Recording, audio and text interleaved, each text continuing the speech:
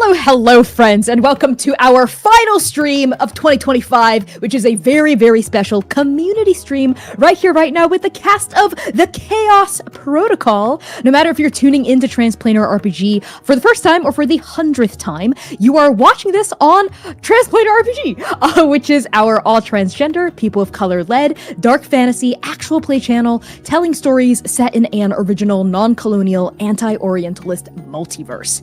This means that we stand against genocide and ethnic cleansing and support all oppressed peoples of this world struggling against injustice, imperialism, and colonization. We must use our voices to build solidarity and fight for the worlds that we wish to see. So to that end, free Sudan, free DRC, free Palestine, abolish ICE, and free all oppressed peoples of this world. For the Transplaners, who have been here since day one, you will remember this part of our introduction. And as a reminder, as always, fuck D&D, fuck Wizards of the Coast, and fuck Obojima. Fuck that colonialist, racist, imperialist piece of shit garbage game, and all of those colonialist, racist, imperialist forces that poison our hobby. I'm sure we're going to be getting into that. Yeah. Yeah. I feel like that'd be cathartic. Yeah. Get it up. Okay. Yeah. It'll be like our cursed happy birthday songs. Okay. 1, 2, 3. Fuck Obojima! That's right. I'm sure we're going to be getting into the weeds of it and the details of it later. But for now, a big thank you to everyone in chat for being here for our stream and being a part of the Transplanar community. Without further ado, some quick announcements before we get into the meat of the stream. First of all, you're going to notice that in our bottom left-hand corner, we have a donation goal up for $250. This money is going toward a wonderful Transplanar RPG cast member, Dare Hickman, to support her during a really difficult time in her life so she can attend the trial of her brother's murder in Atlanta.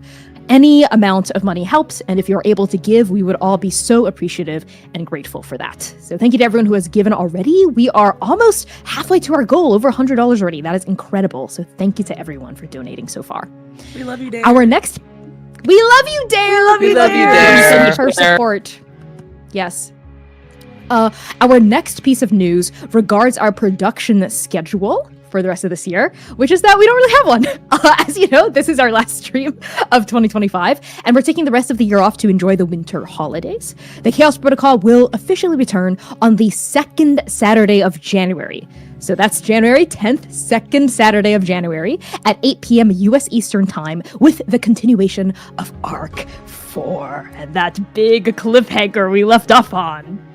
In the meantime, the best way to support our show and our cast is to pledge to our Patreon, post about our channel on social media, buy something from our merch store, make fan art, write fanfic, and most importantly, tell someone in your life about the channel, about Transplanar RPG. This could be your friends, your family, your cat, your dog, your parakeet. Whoever it is, we appreciate being told about us. And now, onto the community stream itself. I like the fics. Topic of our stream. You can write fics. Fics are We fun. love to read them. We love do. fics. Fics are great. Fics are I'm great. in your AO3. I am. I'm there. In the walls. Yeah. I'm going, hello. Those like kudos, they are They're us. from me. Me giving you kudos. So, the topic of our stream tonight is the 2025 Roundup. We are going to be discussing our favorite moments of the year, any lessons we might have learned, how we spent our time, areas of growth, and the intentions we want to set for 2026. So I'm going to just kick things off with an open question for the table. Feel free to take this question however you want and run with it. We had some pretty amazing moments so far on Transplanar this year. So what was one of your favorite moments for this cycle of Chaos, the 2025 cycle, both at and above the table?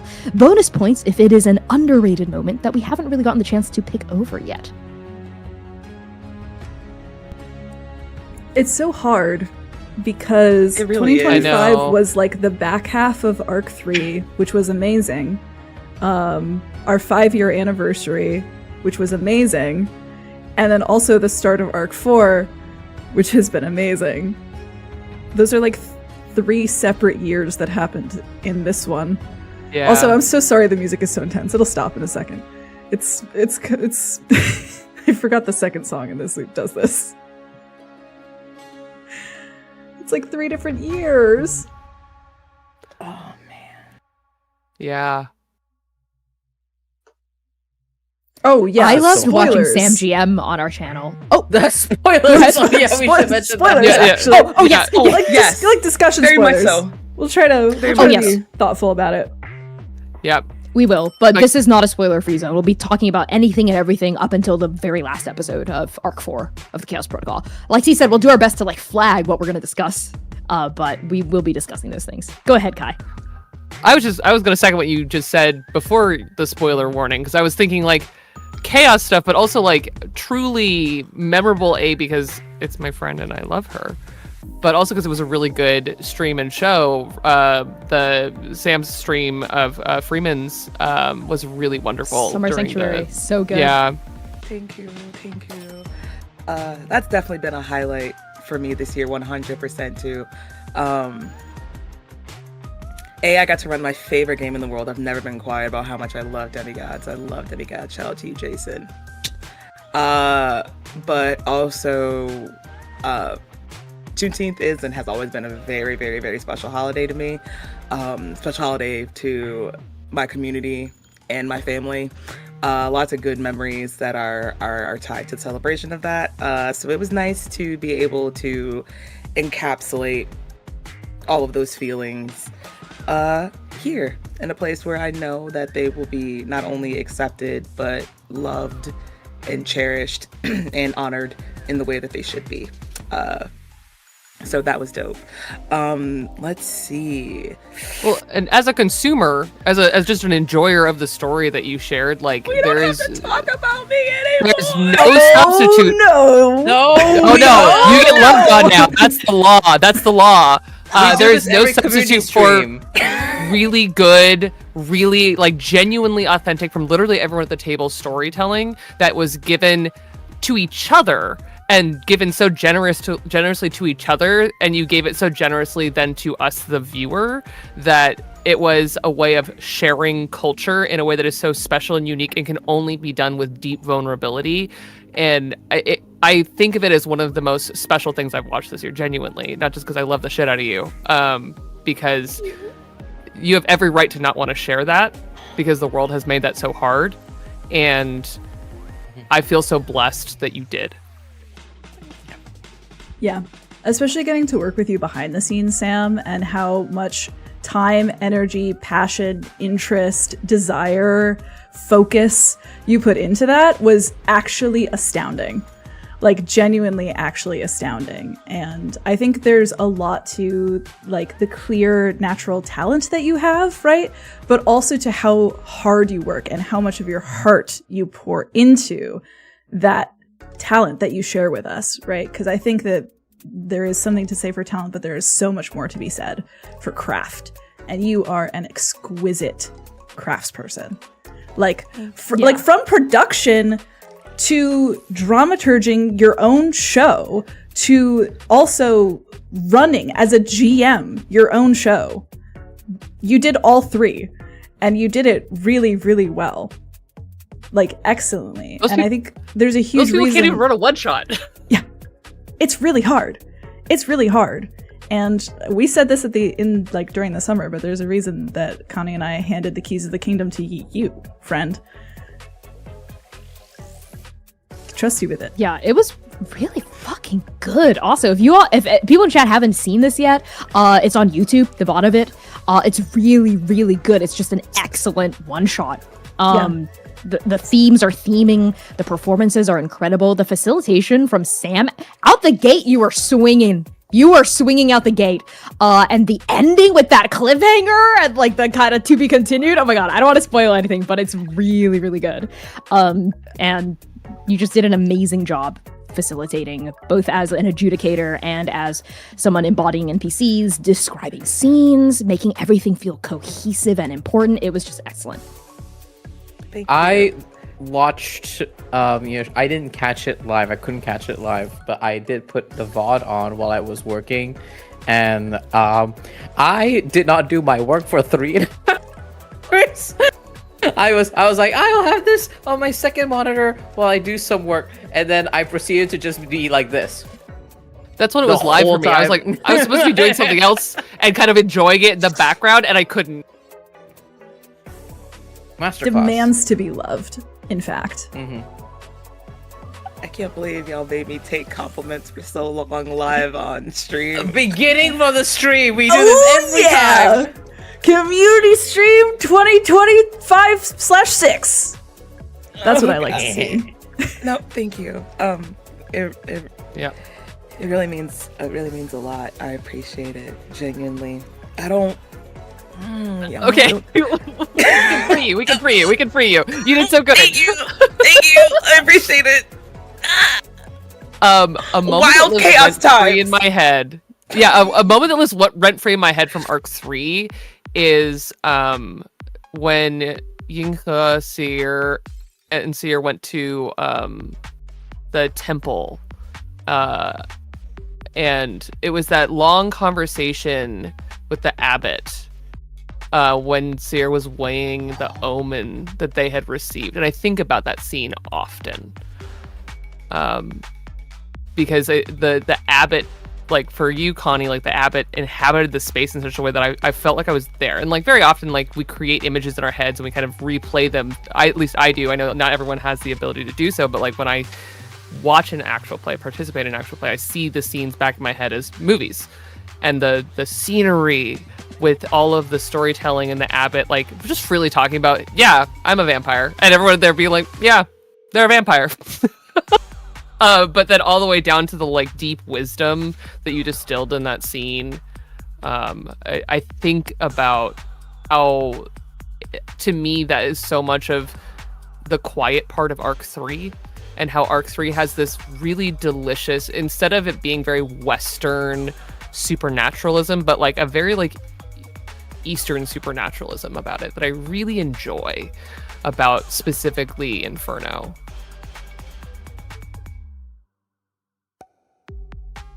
No more of your VTM, Western Christianity. What? Oh god, yeah, I've said it before and I'll say it again, that my world building, I feel, some people have like fundamentally Christian world building. I feel like I have fundamentally Taoist world building. Yes. And like yes, very Genuinely intrinsically you do. Chinese. Yeah, because I don't think of spirituality from a culturally Christian lens at all. And I think it's really clear in, the kinds of locations I build, the kinds of stories I build, the cosmologies I invest in. And for me, I guess that's part of my response to this question is really getting to dive deep into the cosmology of the Transplanerverse more. C and I had like a big sit-down meeting this year where we like really talked about the dramaturgy of the Chaosverse, and we worked some stuff out. And 2 weeks of sitting in your room in that chair we remember behind the you. big.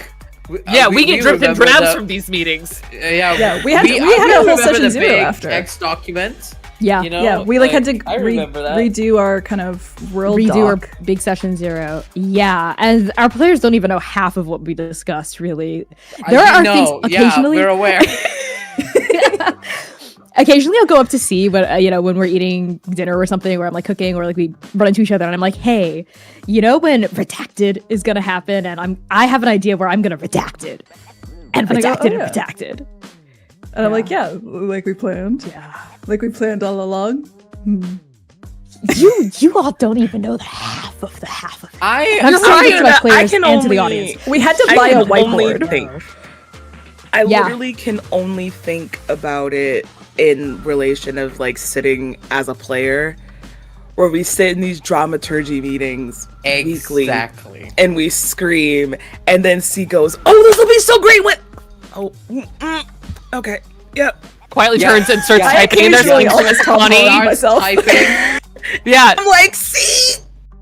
I start typing something that does not show up in the dramaturgy notes at all. It's so funny because whenever we have dramaturgy meetings with C, there's a moment where C literally is just like, yeah, discussing, and then like goes to type something, and this goes, hold on, I'm just putting this in a different chat.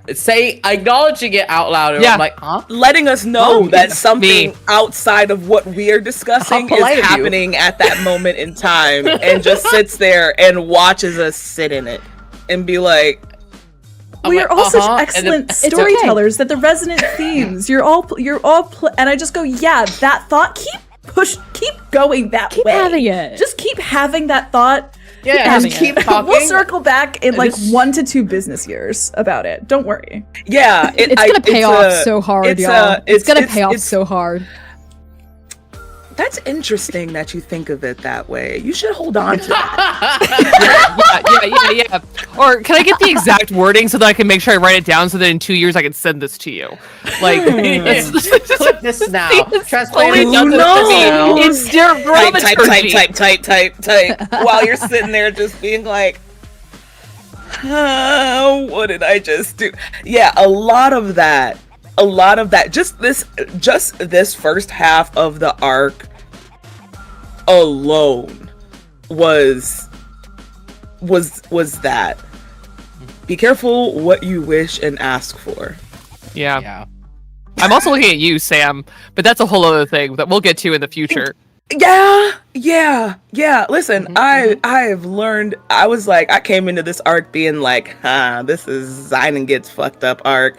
I'm gonna just sit here and be a little demon going on my own thing. Be worse. Oh no! Just because Zynon's sitting at the front of the roller coaster doesn't mean you're not on it. Correct. Sam is also laying track.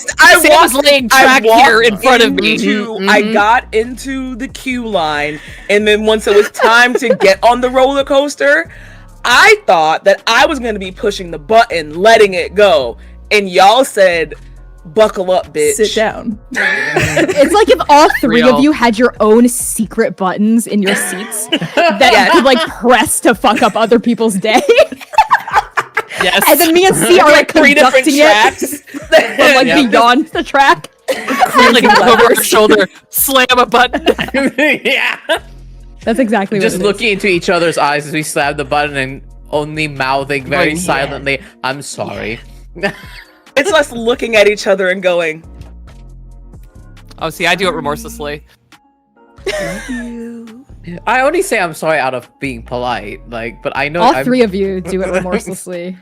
You really do. And Val, I want to hear your favorite moment. Yeah, of 2025. This is so hard because Arc 3 is chock full of amazing moments, but I really think for me the scene that I'm turning over in my head constantly and am finding different aspects of it the more I analyze the scene is spoilers for Arc 4 from like a couple episodes ago of Kai/Zynon's huge moment of like a real this is who your darling is moment, a real sort of every time I look at that scene I think about violence, I think about monstrosity, and I think about masculinity, which are all famously things that I love to think about and analyze. And that moment to me, that moment feels so pivotal to me for this year. I think even from Arc 3, a lot of the things we were talking about in Arc 3 about there not being any easy answers, about generational trauma, generational guilt and violence passed and hurt passed on from child to child to child. We are seeing it also sort of encapsulated here of violence, monstrosity, old hurts coming back in new ways. And it's a thing that is a huge moment, I think, for us, and I think it encapsulates our year.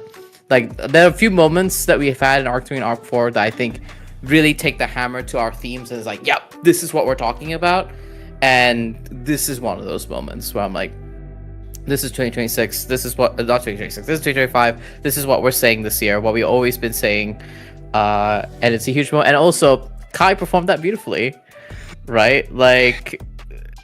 we should So like. masterful. I'm about to spoil a big line for those who haven't watched it yet, so cover thine ears.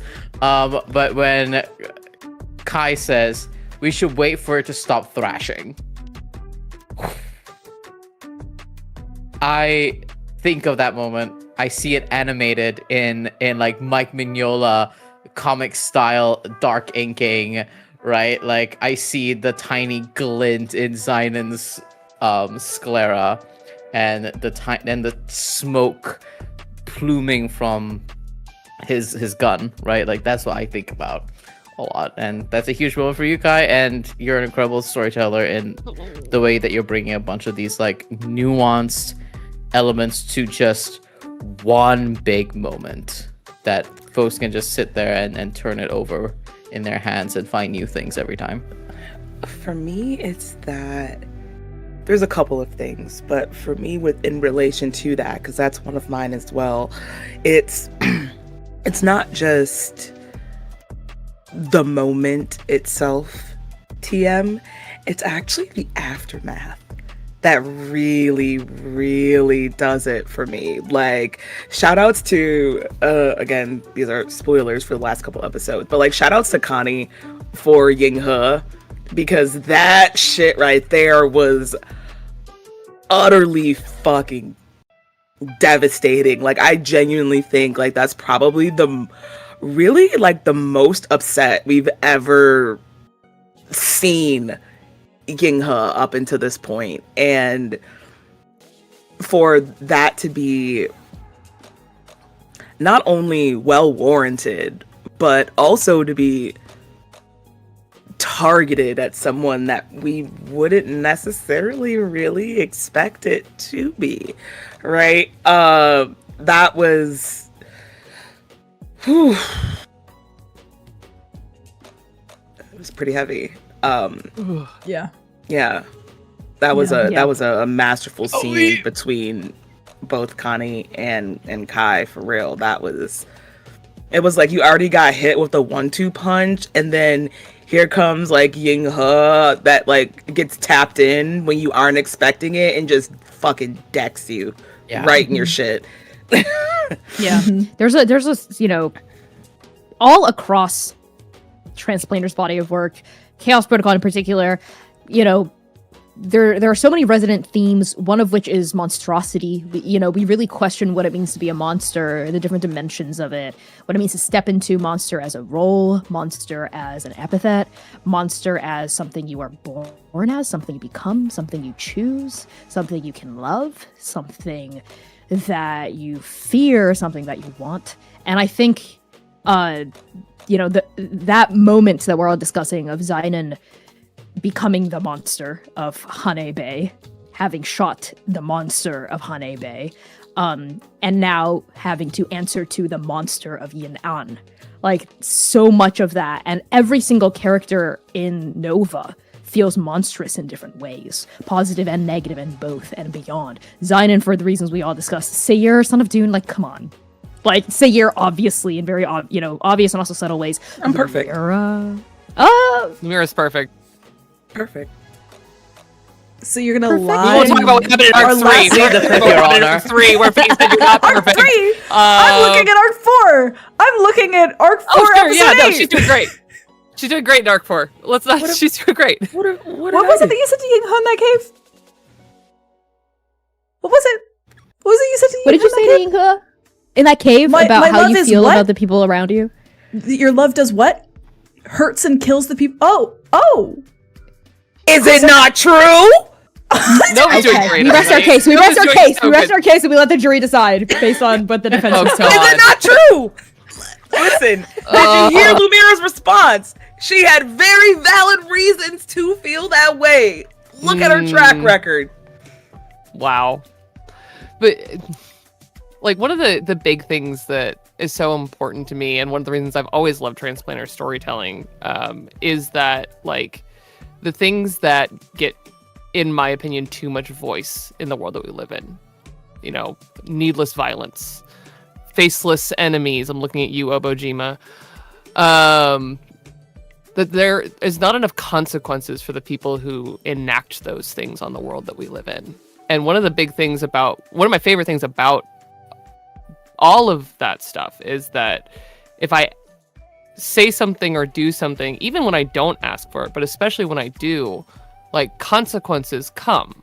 And it is one thing to explore the darker side of masculinity, the modern, like, the world we live in, toxicity of it, but also just the negative connotations that has existed throughout history outside of modern toxic masculinity. Like, to destroy those things, we must show them and say no, and dismantle them piece by piece with every rejection, every consequence, every time that we show that there is a different choice is so important. And so I think back to even... I think back to even at the start of Arc 2, when, spoilers for the end of Arc 1, when Zynon turned into a knife, my ask was that there are consequences for that behavior, not because grief is wrong, but because abandoning the people you love in a moment they need you is. And so to always, like, have those consequences, it makes it safe to tell those stories, to tell them with meaning, so that we can dismantle them piece by piece, shred by shred, until they don't have any power anymore. I love what you said about taking those pieces of masculinity and dismantling them, opening them up, and showing their innards. That yeah, I said it. I'm stick with it. I think that's really, really, really important.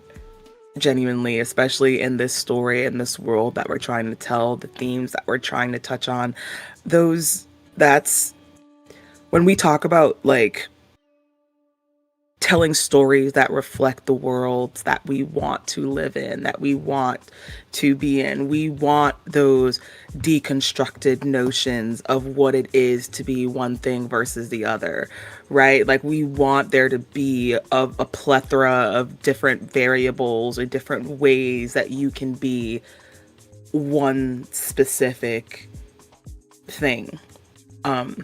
And I really like that, because I didn't really think about it until you said it, but that's kind of what I'm trying to do with Lumira as well, in relation of terms of, like, Black femininity, right? Of, like, consistently always being the strong one, always being the one that's the glue that holds everything together, never actually being the one that shows vulnerability or lets that vulnerability stop them in what it is exactly that they're doing, and, like, what are those consequences that come with it. I didn't even think about it. You said that, and I was you like, do it so well. And I was like, holy shit, yeah, that's a great way to articulate that, actually. Way to go. Fucking stellar. I had a thought. Hit it, Connie. That you made me think, Sam.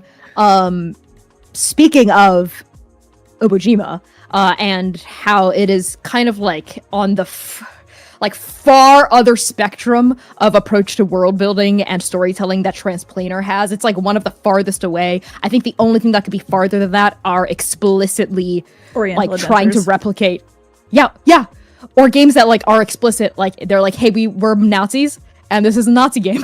Like, that's probably the only thing farther to the right of that. And what you said, Sam, about, you know, telling stories set in worlds that we want to live in, telling stories that we want to tell, that we find fun and interesting to tell. Something that, you know, really sits with me is how for Obojima, their creators and the people that play and, you know, enjoy that game, they want to play in a world where there are just evil monsters that you can kill. That's fun for them. That's the appeal. That's the point. And that is just, I think that is a fundamentally colonialist and racist desire. I'm just going to say it. No, I'm not going to give you a pass. I'm not going to say you can do that in your home game. You can't, actually. I think if you do that in your home game, you're a bad fucking person. Straight up. Straight up. And that's different from playing in a game in a world where there are monsters that people are supposed to kill, but you're interrogating it in some way. You know, like we're interrogating what it means to be a monster. Maybe you have been a monster. Maybe you are, you know, crusading to kill monsters, but then you realize that that's kind of wrong and there's, like, nuance there. That's different. You know what I mean? Than playing a game where you just uncritically accept that as a fact of life. Because something that especially pissed me off about that video is this idea of that it's escapism. They're like, oh, we're so sick of all, having to think. We just want to escape to a world where things are simple, where there are good guys and there are bad guys, and good guys can kill bad guys and triumph over bad guys. First of all, that is not Ghibli-esque in any way, shape, or form. That is like diametrically opposed to Ghibli-esque stuff. The exact opposite. Secondly, escapism for whom? What kind of escapism is that? Escapism for whom? Not for me. Oh my god. It's almost like when people say, "Oh, I wish we could go back to the olden days," and you're like, "What olden days? What olden days? When was it? Back when this country was great." When was that for people who looked like me and the majority of this cast? I'm waiting. I'm waiting. Oh, we all died waiting because there is no other option. Yeah, okay, yeah, right. It's it's the same thing. It's very, and that's another thing too about like telling stories with like a Western complex in relation to that. Is like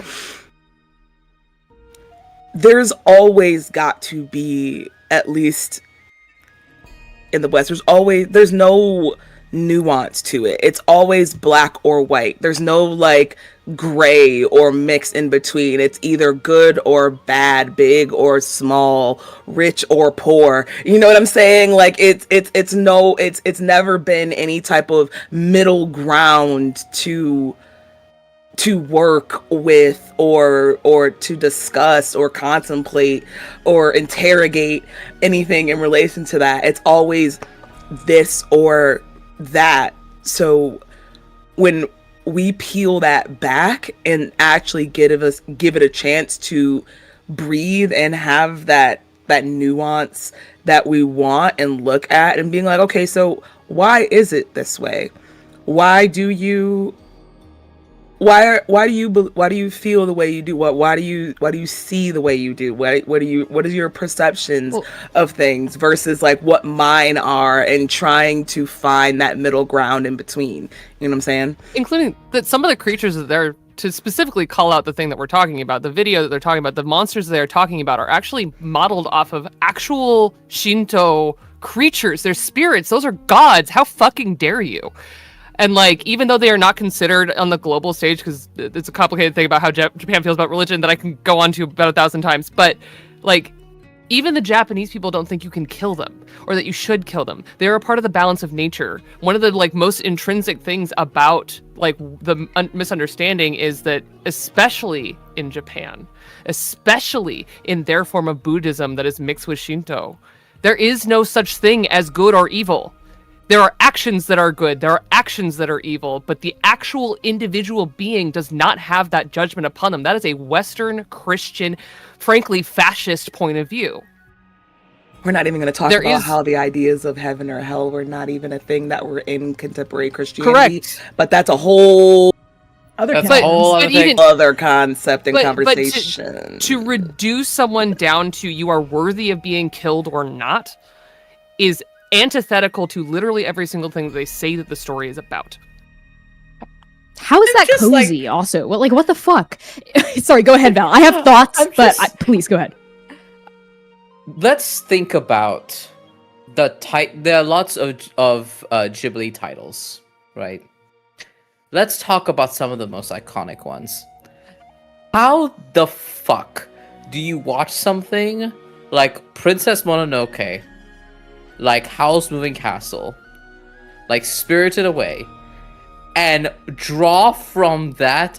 Ah, yes, my favorite part in Princess Mononoke was the mindless killing. Are you sure about that?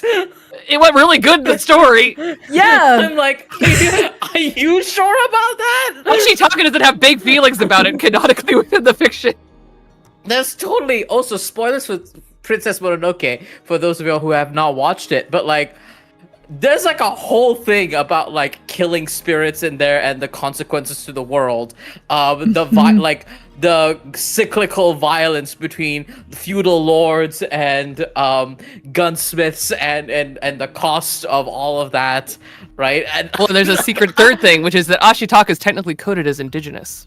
yes, Yes. Ashitaka, Yes. like Ashitaka is part of the Ainu people, right? And it's like, how the fuck? How the fuck?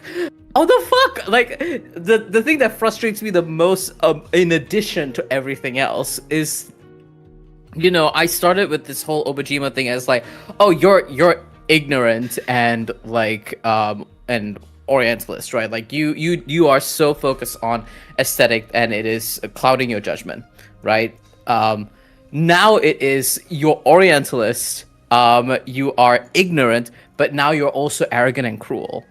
That is now like something that I need to add on to that, because really, that's what you took from that. Really, this is all like you understand about like even our other pieces of media. That's not even touching Ghibli, right? Is mindless monsters what you got out of the stormtroopers in Star Wars? Really? Where is mindless monsters the what you got media from literacy. the orcs and We're Urukai? Like, we're all wrong. Every last one of us who has a complaint, every last one of us who tries to be like, hey, look, this is not what we're all wrong. We're all haters. We all wish that we could do what they did. That's all right. Yeah. Yeah. See, What's wrong? lay that thought on us. See, You've been flagging that card up. I need to know. I need to know. So, one thing is the word white fragility is thrown around, is used a lot, right? Very accurately. There's another kind of subsection of that exists in a very similar world that I think this instinct, this colonial, imperialist, violent, racist fucking instinct to just it's so hard to think is, I'm so certain that this phrase has been coined by a Black scholar, and I don't remember the exact phrase, but it boils down to essentially what is white exhaustion, which is the idea that for a White fatigue. White fatigue. Yes. Thank you, Sam. White fatigue. White fatigue. Yeah, that the idea that having to think, not experience, not grapple with, not dismantle, not interrogate, think. But just look at. Not even think. Just look at. Acknowledge racism. Right. Not even necessarily Too just much. racism, just the experiences of people of color is exhausting. Too much. Well, and how does it feel to fucking impossible. live it? Exactly. How do you think it feels to fucking live it? Exactly. If And that's what you you're were so tired of seeing it, if you're so goddamn tired of seeing it, if you're so fucking sick and tired of it, what do you think it feels to have that be your existence 24/7? Because you've never As soon been as the you walk out the faceless fucking monster. door. Do you know? Never. Never. Because a faceless You've always been monster the hero. is never a fucking faceless monster. Show me one instance in any media ever fucking made where the faceless monster wasn't a racist caricature. Show me where the racist monster, that was more accurate. Show me where the faceless monster was ever not something that could be coded to be the other. Show me. I'm an art history minor. I specifically studied medieval European manuscripts. The images of monsters and creatures in there are specifically, they're ableist, they're racist, they draw on cultural ideas of oppression and otherness to explain, iterate, and portray monstrosity. Show me a faceless, mindless monster that is never not someone else. You cannot. It is not fucking possible. And you are shirking an incredible responsibility as a storyteller to play that way.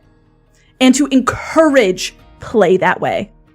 Right? That's why I call it lazy and It lack is. of creativity. Yeah. You can go, Well, Kai. and- That's why I want to put it in there. Mine's real succinct and short, which is like goes back to what I was talking about there being not only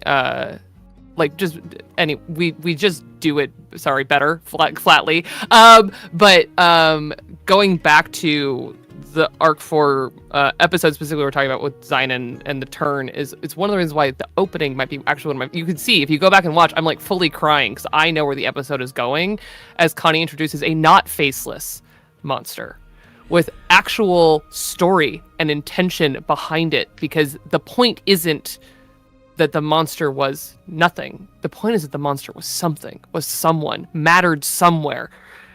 And even just one look at any of these faceless monsters. I mean, this is where the video starts talking about, oh, the moment you take a stormtrooper's helmet off, you realize they're actually people. Yeah, no shit. They've always been people. Because they're people. Did you miss? Motherfucker. Did you miss the whole Ben Kenobi explanation at the beginning of episode 4? But even going back to going back to the reality of it, like genuinely going back to Star Wars again, deeply Orientalist. Love Star Wars so much, deeply Orientalist. But even a lot of that stuff comes from the warfare, especially the harm that the Meiji Empire did from Japan, and had basically those stormtroopers in those uniforms doing that violence. It comes from somewhere real every single time. Those were real people whose lives were destroyed because of the fascism, because of the violence.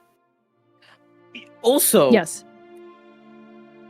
are we all forgetting that George Lucas, for a lot of Star Wars, was inspired by Akira Kurosawa? Quite literally. Guess where all that shit came from? Quite literally. What? And And is open about it. and there's a reason, right? Like that we spent 2 openings of streams, right? Because those are not insignificant places where 2 of them were focused, spoilers for Arc 4, on the mud skipper, the cave skipper, excuse me, right? Mm-hmm. Like there's a reason that we spent so much time, which in that fucking world, right, would be a faceless monster. Because it matters. Because it always matters, right? Nova hasn't seen people yet. They're not interfacing with people. They don't need to. Everything matters when your world is dying. The sand matters. The ground matters. The animals matter. You matter, right? Everything matters. There's a reason that we spent so much time with that. There's a reason that we opened with the Whisker song, right? That's gonna fucking haunt the narrative as much as Sing does. And it should. It needs to, right? That's the point. Yes. And for all of the creatures, monsters and otherwise, that we don't get to see, that I don't get to for whatever narrative reason, metatextual reason, that I don't get to spend as much time on, they, the thing between the lines is that they are just as rich in backstory. They're just as rich in their internal worlds. We just don't get the chance to spend as much time with them. Whatever creature was lurking inside that crevasse that speared Zynon, that creature, whatever it is, has just as deep and rich and interesting a backstory as the cave skipper.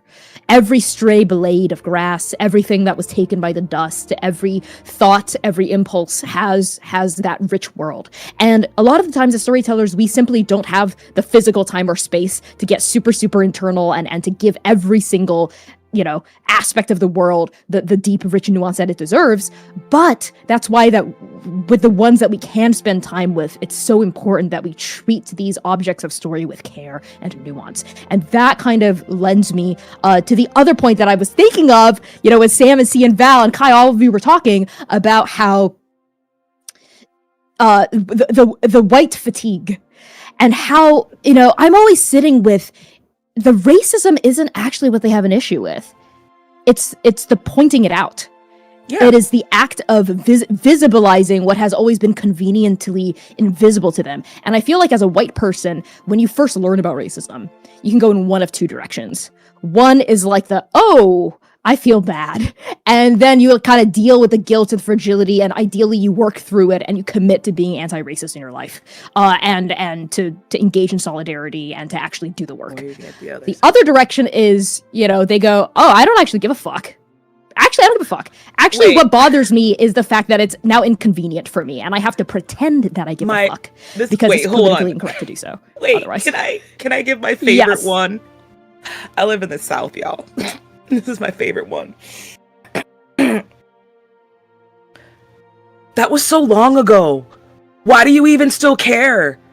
Why is it? I didn't own slaves. Why are you still mad about it? There are people you're not who the are number of people who alive sent it to me right by that. now. The number of people who have said that to me about Obojima makes me want to throw my microphone, to be very clear. In our fucking lifetimes. Our lifetimes. It's happening now. Let me just Right now. I'm just gonna put this out here.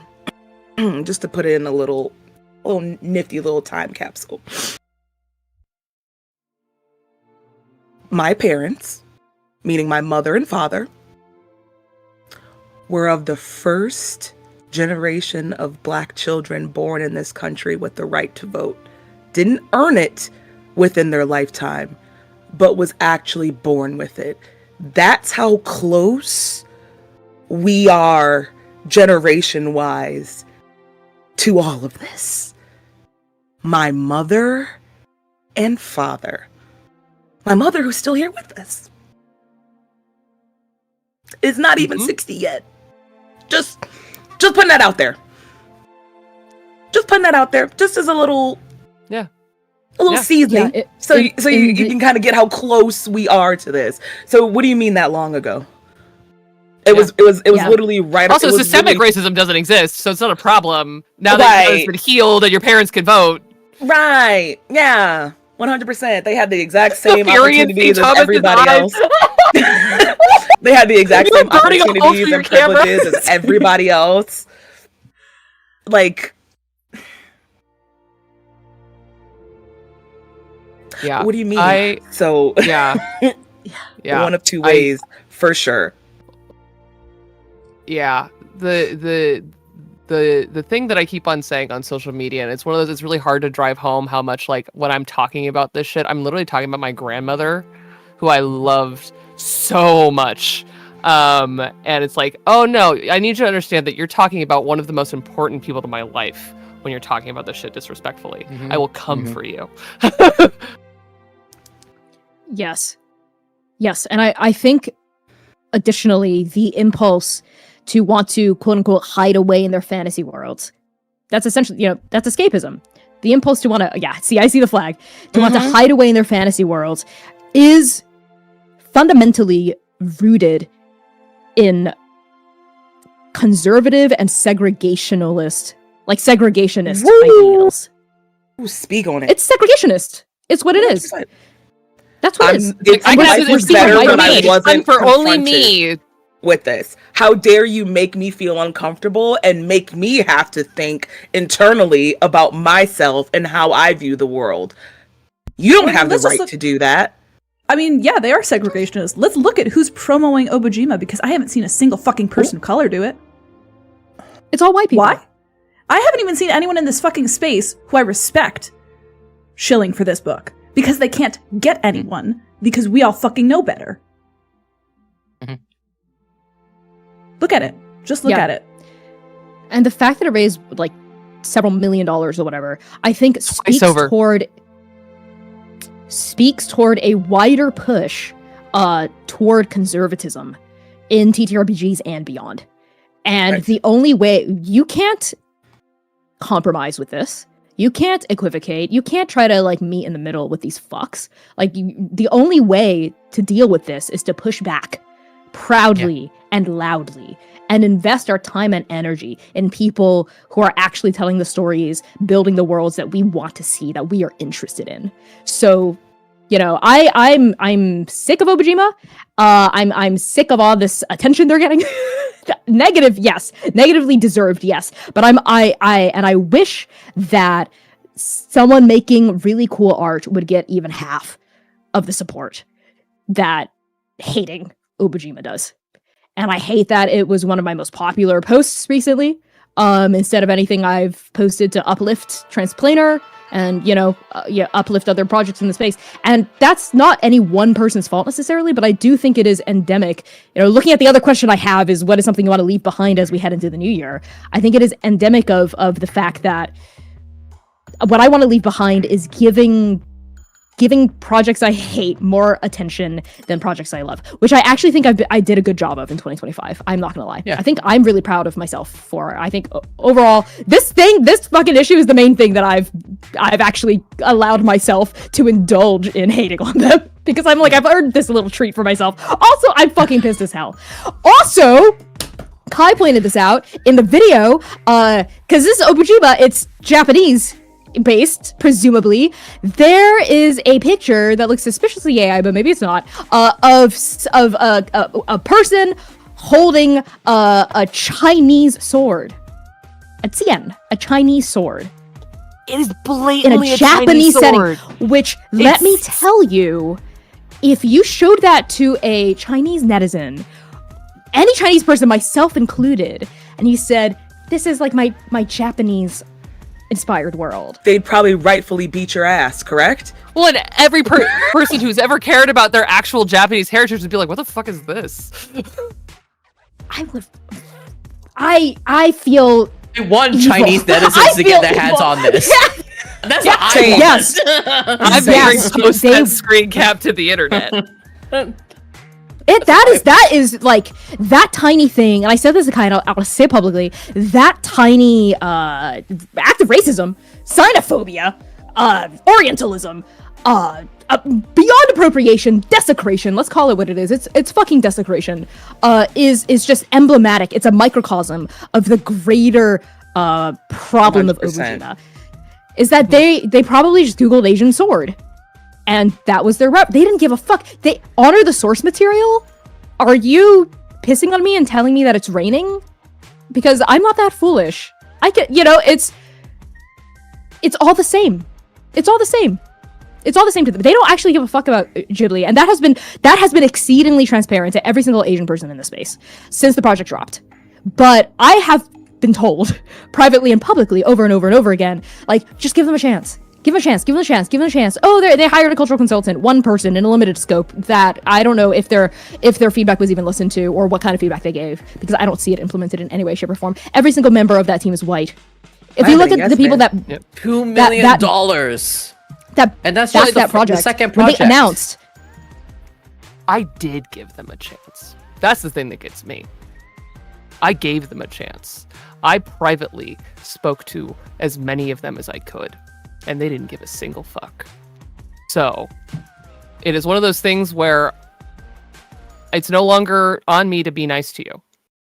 I opened the door. I took the lesson from my ancestors and said, I will open the door and invite you to do better. Because that is what the Japanese American community largely does as people. Otherwise, I don't think we would have survived.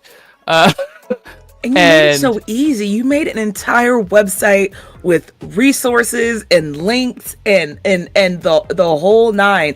At this point in time, I can absolutely spit in your face when you come to me, because I've done everything in my power to make you see the wrong in your ways, and you didn't even have enough fucking respect from me, a member of the community, to listen to my warnings and heed so.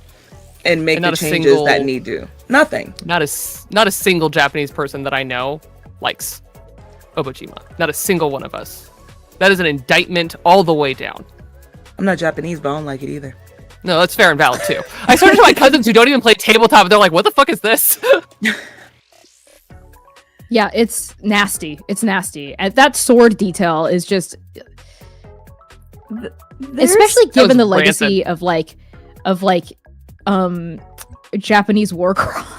Yeah, that's what I was thinking too. I was like, I have a vile real story in which like my family owned a Chinese sword, and I was like, I don't like what this implies. I don't like anything about this. I don't know why this is here.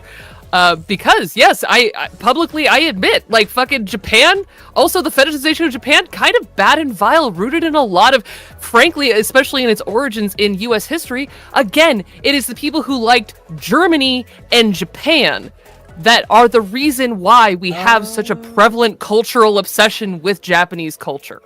Like, genuinely can root it back to white nationalism. Also, I'm gonna be a total dick right now. To erase the war crimes as well that they. Also, that guy's fucking Hitler stash. I don't know. I don't know. I thought. Yep. I noticed that, and I went, "Don't go for the don't go for the appearance attacks." But yeah, it's very telling. Oh my god. It is real. There is a kind of. I should stop playing Silly Loop. Which is what was happening. I think that's perfect. I think Silly Loop belongs. I think that's great, actually. It's on my community stream playlist. There's a kind of horror for me as a white person being kind of the other half of Transplaner, right? But also like being just part of Transplaner as a whole and watching again and again and again and again people, my family, the people I love pretty much most in this fucking world, right? Care, my colleagues, my family, my friends have to constantly, consistently, over and over again fight for the barest shred of respect. Not kindness, not consideration, not thoughtfulness, not love, not respect, and have it be a tooth and nail battle over and over and over and over again. Because since day fucking one on Transplaner, everyone, because it boggles the mind. It fucking boggles the mind to sit here to watch this fucking clip and go, and yet people are still being like, oh, you have a non-colonial anti-Orientalist world. Isn't that kind of like, shouldn't you really be grappling with fantasy racism? Isn't that kind of escapist? And yet you put out this fucking slop. Just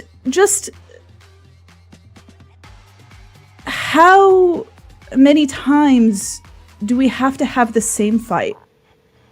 Right, like Kiana made this post. How many times do we have to say Oriental Adventures is bad? Obojima is bad. How many fucking times? No one wants this. No one wants this. No one wanted it 20 fucking years ago. Nobody wants it now.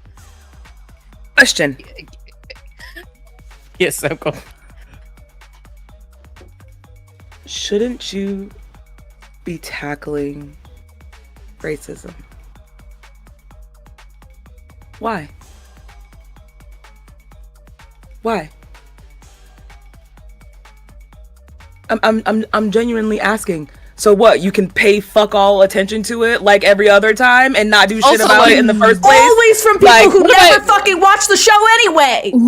Yeah. What if I already did my homework? What if I already do that every day? How about you fuck off? What if this is the life I fucking live? What if my escapism is a place where I don't have to fucking deal with that shit? May I say a Please. controversial yet brave statement? Yes.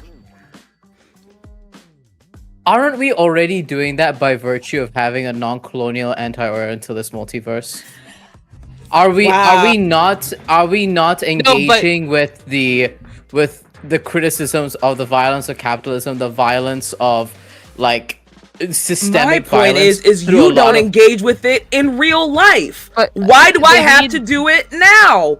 You This don't. is an ask You're not for- actively anti-racist in your everyday life. No. You're not actively anti-capitalist in your everyday life. You're not actively doing these things that you want me to be doing, so you can ignore that too. And then when I do it, you call it a special story, right? It's an all-black story, or it's an Asian story, a person of color story. We don't actually get to have stories. There's always an adjective or a pronoun on the beginning of it. Yeah. Well, it's an make it make ask sense. it's an ask for, like, literally one of the biggest complaints I have, and going back to the positive thing I said about Freeman's, the opposite side of that, when someone is trying to appropriate something, they often only take the surface meaning of something, right? And so they're looking for a surface grappling with racism, not an actual meaningful grappling with racism. You don't want that. And you don't want me at the helms of that right there. If you think me saying racism is bad, it makes you uncomfortable, baby, you don't want me deconstructing it, because I'll hurt everybody's fucking feelings. Because you bring up such a perfect point, Val, because Connie, remember what we were talking about, hee-heeing and ha-haing about earlier, about that huge meeting that we had? We talked for so long about colonialism, imperialism. We fucking checked our texts, our fucking academic texts. We went, like, we were in the sauce. How many times do we talk about and think about racism when we're world building, when you're world building, Constantly. when I look at your notes and I go, ooh, like flag for this, do you think that there would be guards in this world? I actually, what if, I don't know. I don't think so. Like, are there jobs in Inferno? Let's interrogate that. We are constantly conscious, cognizant, working with these things in mind. And you want a faceless monster you can kill. Yeah. Yeah. And the fucking insult to injury is that not 1 cent of any of this has gone to actual Japanese people. That's Japanese the creators, fucking artists, thing that writers, pisses performers. me off the absolute not 1 most. cent. So you Nope. take from them, you appropriate from them. It's cool because you deem it cool, but none of the actual meaning and substance behind it that actually does make it cool, right? You don't engage with any of that. You just engage with it on the surface level, and then you and all of your friends make money off of me and my people's culture. Me and you don't put any of that back into where you're stealing from. What's that sound like? Colonizer? Yeah. There are colonizers like James Cameron is a colonizer in the Avatar franchise, the fundamental world building of which he based off of the Lakota, of Correct. whom have seen 0 cents.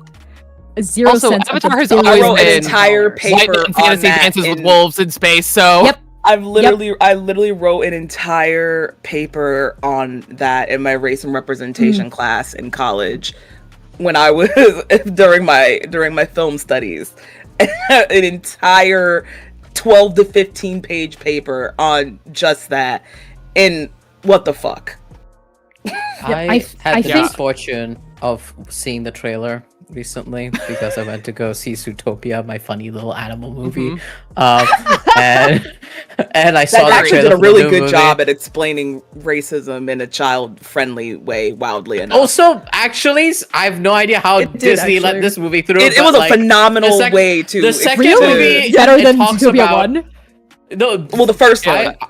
I've heard the second one's really good. The I second heard the movie second talks one's really about settler colonialism and like stealing ideas from I love a Zootopia, different man. Nobody will ever take subsection that from me. of society, and then Yeah. proceeding to alienate them and then exile them from their original homes. I have no idea how this passed Disney. I mean, the first one was about assimilation, so yeah. It was. But And yeah, wow. I know. Maybe I'll have to watch it to draw my own conclusions because Yeah. I had very mixed feelings about the first one. But Yeah. but anyway, as you were saying, the trailer Yes, for the new the Avatar. trailer. I saw Yeah. the trailer and I sat there. My mom was sitting next to me, and I watched through the whole trailer. I turned to my mom and I was like, "Is this not the same plot of 1 and 2? But we're appropriating more indigenous cultures, and Yes. we're slapping on some additional characters. Go for it." with an extra special dose Avatar. of not only the white savior, but what is it? What did they Also, apparently one of the plot points Transracial? is apparently one of the plot points is like, oh, this human guy apparently at some point in the storyline is going to have Navi-like abilities that will. What will it mean if humans will be able to live on the Navi planet No, without? Val, that was the first I'm tired. movie. Yeah, that was the first Avatar. movie I'm tired of specifically these The people. movie where that this bravely disabled asks- white man who then was able to get through the spiritual practices of the people of the community that he was infiltrating, was able to inhabit a host and is now no longer a white man, but is genuinely body and soul see- a Navi. Avatar is a horror movie from an indigenous perspective.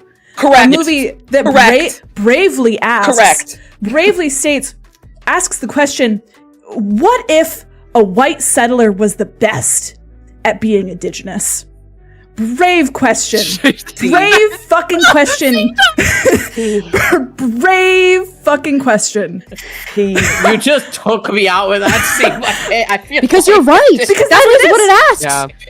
That's the thematic heart of the movie. You know, in I'm gonna go screenwriting, cleanse you have to my palate identify and the watch thematic Shogun. heart. You know, the theme of a movie. That's the theme of the movie. Call it what you Yeah. want, but I'm media literate, baby.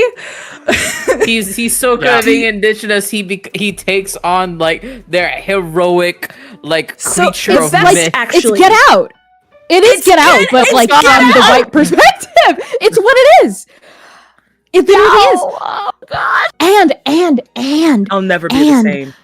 And white people will look at us talking about it and they'll say, well, I think it's kind of racist. You think those blue people are indigenous people. Indigenous people think they're They're indigenous aliens. people. the Actually, problem is there's you no think such they're thing as aliens and you fantasy think they're racism native. because orcs aren't people. Okay. Do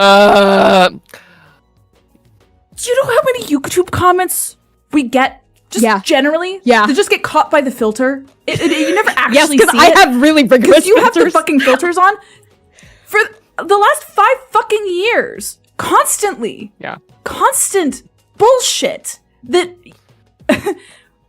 constant bullshit. It's so funny because I see the No. number go up and I don't see the comments go in, and I go, fascinating. That explains. That's what Filter got one. Yeah, filter got one. That explains it's a a lot, game. actually. But you Yep. know, that's what makes me kind of really low-key love those movies that are talking about these topics, but do it in such a smooth and lacquered way that most people don't even realize it upon watching that this is the actual like theme and lesson of the whatever it is that they're watching until they actually do. That's why I love Bring It On. I've been telling people for decades yeah. and they're just now talking about it. Bring It On is not a movie about cheerleading. It's set in cheerleading, but it's actually a movie about cultural appropriation. Look at it. Yeah, it's real good. And I've been telling people for years. I'm like, yeah, it's set with cheerleaders, but it's literally a story about Where do you think those cultural kids come from? appropriation. I'm just saying.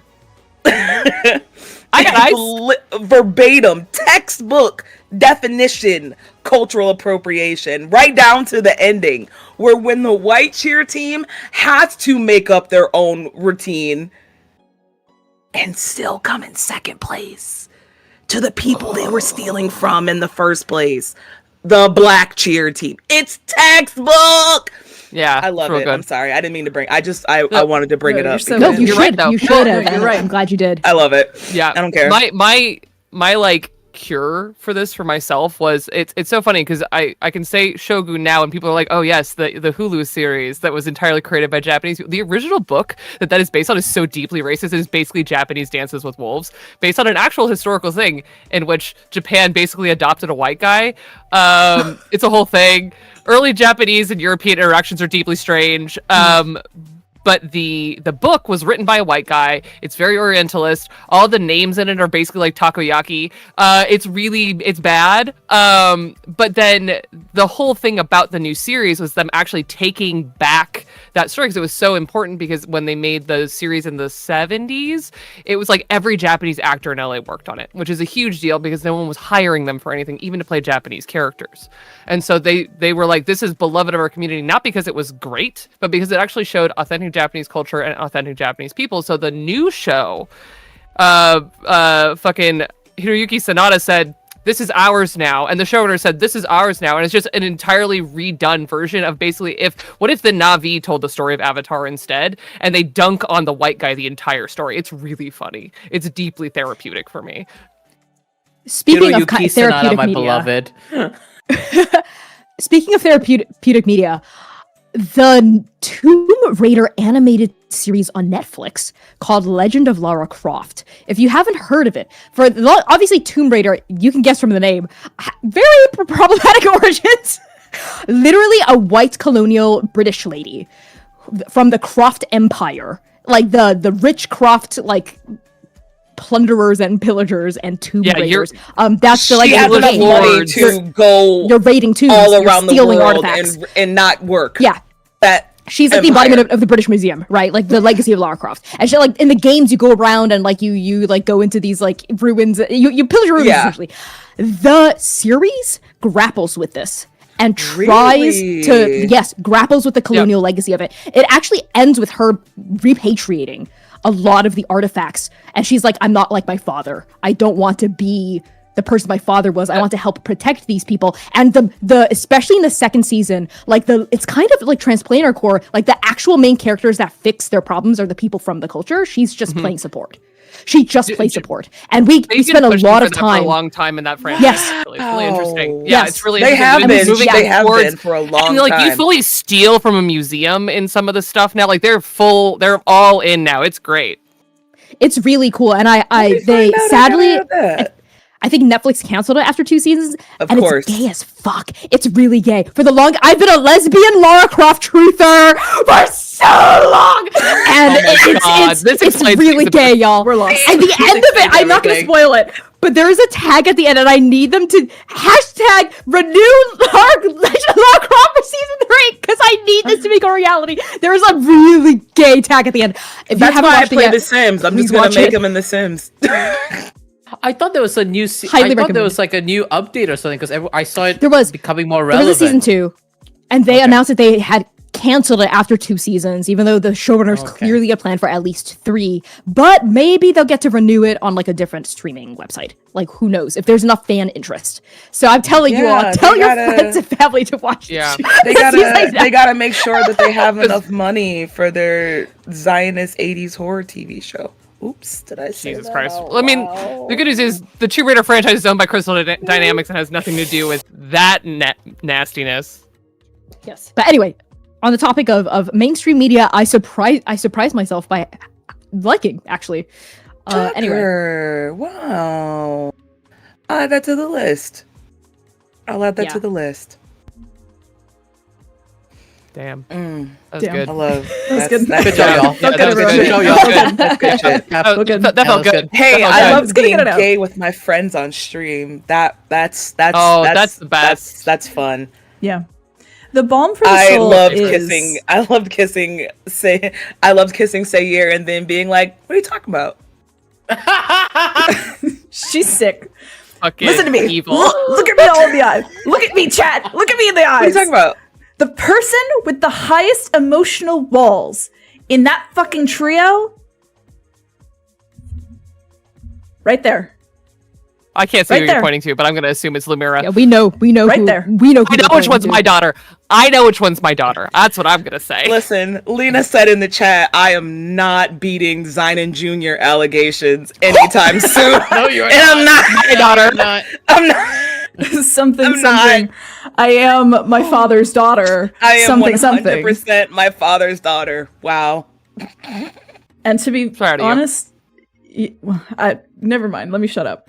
I'm sorry. No way. That's for later. That's for later. No, that's for Don't later, be C. put in Thomas. the You can read chat. your mind. No, Jovi put in Tom the Holland's chat, this community stream. Lumira is an open book with pages written in invisible ink. That's really how she thinks of herself. She really thinks of herself as like an open book. That's damn. I've never seen a more succinct sentence right there. Damn it. I will say a thrilling highlight that we don't need to get into any further because I think it pretty much explains itself is that Arc 4 interlude, specifically the punch. I play that back in my head like literally every 5 minutes. I just need you all to know that because I'm normal and gay. Of course you are. Who needs kissing? Get When punched you could by your just ex. get punched in the head. Yeah, You know, that's gay too. I was on a Yeah. stream trying to describe Arc 4, what was coming before we had premiered it, before we had done the interlude. And I was like, this is the arc that, and then I reached for the words and I said, kicks you in the head. And I really felt like I actually just got it right that time. I don't, Yeah, you're that's- right. Arc 4 is the arc that kicks you in the head. And I couldn't be sorry And you- about it, to be honest. And you learn about the Zion and Esh perspective of going, thank you, after that happens. Okay, bottom, let's go. Ooh, also time lore. Oh, I'm still fuck. chomping on that. Yeah. I'm still chomping on You that. don't even know. You don't even No. fucking know. Let's go back to that Yeah, chat. we have. The schemes chat. I want to read No, something. you don't. out of it. But, Live on stream? we get to learn things? Yeah. From November 10th, 2024 at 12:56 a.m. I wrote, redacted is an extremely evil baby sea turtle that has not yet become relevant to the show, but it will. With that, I think What the now is a fuck? great time for us to take a break. We'll be back in a little bit. yes. Yeah. We have hit our donation goal, but I'm going to let us regroup before we start talking about that. But thank you so much for helping us raise funds for Dare. We'll be back in about 10 minutes. And I think we'll leave this part of stream behind in 2025 and move on to what we would like to manifest in 2026. I have stuff to say about horses that I'm actually really excited to say about horses. So Shocking. shocking. Yes. So thank you everyone for tuning in so far for the donation goal, of course. And it was so nice, y'all, to get to sit and talk about our feelings about the fucking continuous racism in the space. And I'm excited for when we come back from the break, like C mentioned, to, of course, like tie up any of those lingering emotions and feelings that we might have, but also to refocus our energies in talking about the shit that makes us happy and makes us hopeful and is actually, positive change in the space. And thank you all for being here for us, for our final stream of 2025. So we'll be back. Love you all so much. See you soon. See you in 10.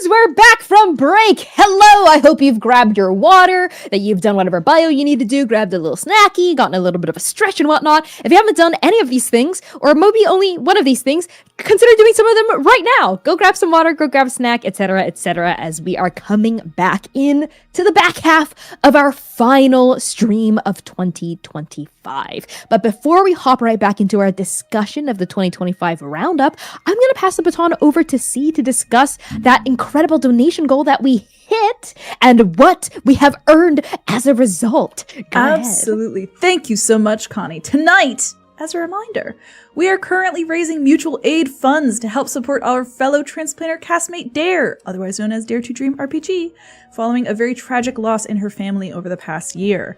If we hit our donation goal for tonight, which we have, we are currently at $275 out of $250, which is awesome. Can we hit 300 by the end of the night to send Dare off comfortably and well cared for?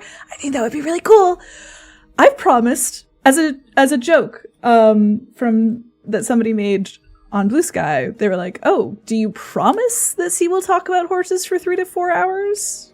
Maybe if we hit a dono goal?" And I said, "That's actually really funny. What a good idea." So, as agreed upon by Social Contract and Social Contract exclusively, I'm going to host a horse stream here on the channel in the coming weeks, after the holidays, but perhaps before we come back from our winter hiatus. You may be asking yourself, what is a horse stream? See, and the thing is, I'm not sure yet, but I have a few ideas, and I'd like to know what you want.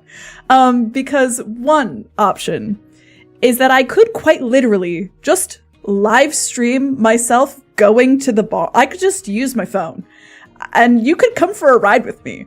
We could groom Eclipse together. I'll show you around the barn. We'll go on a ride. It'll be fun. I won't really be able to talk to you. Maybe Connie will talk to you. But I'll be there, and it's like we'll be at the barn Here's together. the sea in their natural habitat. Here's the sea in our natural habitat. It could be a vlog. I could do that, record it, and then we could stream it, and I'll answer questions.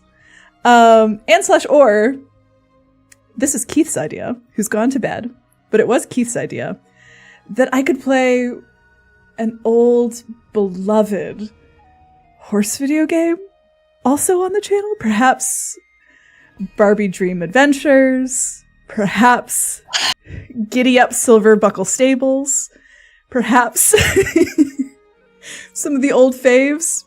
I had a Pippa Funnel CD growing up that I played so much the CD broke. It melted because I played it so much.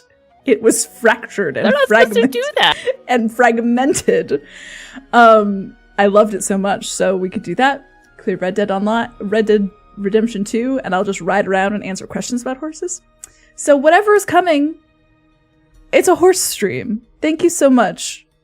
Maybe we'll vote on it in the Discord. So if you haven't joined the Discord, anyway, I'm talking about this a lot now. That's the best thing I think I've heard all night, honestly. I'm so excited. I'm so unbelievably excited for this. Lots of options. We can figure it out together. But thank you so much for helping us hit our goal, to help our friend. If we hit 300, that would be so nice to help us support an incredible artist, a creator of hope, and a gentle soul here on the Transplanterverse. I think it would be really lovely if we got to do that. And who knows, maybe we'll see Dare soon again on the channel. But without further ado, I think it's time for us to move into our next questions. This is kind of looking away from 2025, but looking into 2026, because we are at the end of the year. Last year we did this, and I quite enjoyed it. It actually really helped me start my year. Questions are as follows. What is something you would like to leave behind as we head into the new year? And what wishes, intentions, manifestations, goals, dreams, or ideas are you carrying into 2026?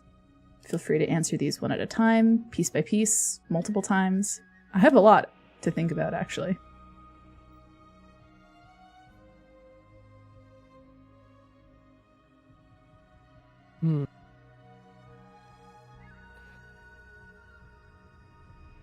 I think I can go first because this is something I've been percolating on kind of all year, but also especially recently. Wanting to leave behind the limit. I think often for myself, something I struggle with on a personal level, but also that I struggle with in my professional life, is limitations imposed upon myself, like a very rigid idea of what I can do, who I can be, what I can become.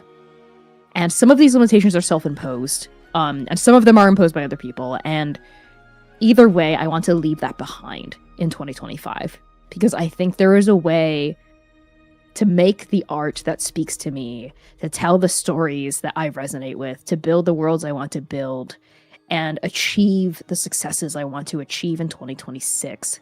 There's a way for me to get all of this. And I think really I'm, the only thing really standing in my way in a lot of ways is my own self-doubt and my own ideas of what I have to do in order to achieve something. But there are so many different ways, and I've been known this. There are so many different ways to get to what I want.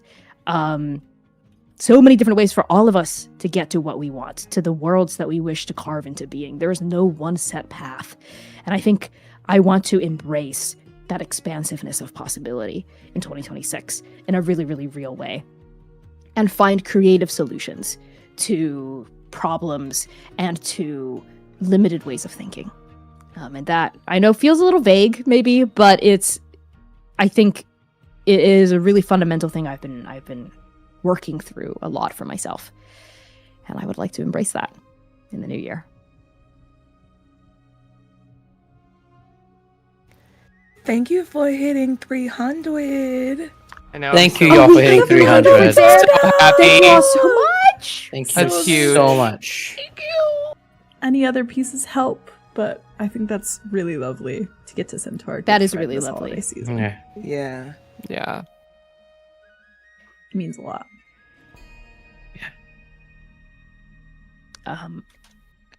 I guess I'm on a similar vein to Connie in that sense, where a thing that I would like to leave behind in 2025 for not just myself, but for everybody who I care about, as well as lots of my colleagues and fellow artists here in the TTRPG space, is self-doubt. I think there's been a thing that I've noticed throughout the year has been a kind of like a resounding feeling from everyone, and almost like at the same time, well, I wonder why that is. Almost like systemic issues are percolating in a uncomfortable way. But a resonant feeling is this idea that like we're feeling very, very limited right now. It feels like we're struggling to get our heads above water, and there are all these sort of like structural systemic barriers that keep putting us down, for lack of a better term, putting us down. And a lot of that kind of grinds us into this mindset of like, oh god, what if I fall? Oh god, what if I fail? Oh god, like what if I'm not good enough? And that was the feeling I've been struggling with a lot of the year, is the idea of like, oh, am I actually doing enough? Am I doing my best? Am I good enough as a performer, artist, etc.? And I think I want to leave that behind in 2025. And I also want to manifest this for all of my other creators who feel this way with the imposter syndrome, and be like, yeah, no, we're doing it. Like let's not even acknowledge that sort, or not even. It's good to acknowledge your feelings, but that does not give that feeling more weight than it is. It is a feeling. It is real and natural, but that does not give it more legitimacy than it deserves, and instead move forward in a more intentional and self-empowered way. I just want to see all my friends, as well as myself, put projects that we've been wanting to come to life in 2026, and watch us all succeed, and it be universally beloved and held in love by the community. That's what I want. I'm really resonating with that, Val, about, and something that kind of just like clicked in for me is about not living by anyone else's standard, right? To say, like, I know what I want, I know what I need, and I'm gonna do that, and it does not matter what anyone else's standard for good, for perfect, for excellent is. I know what I want.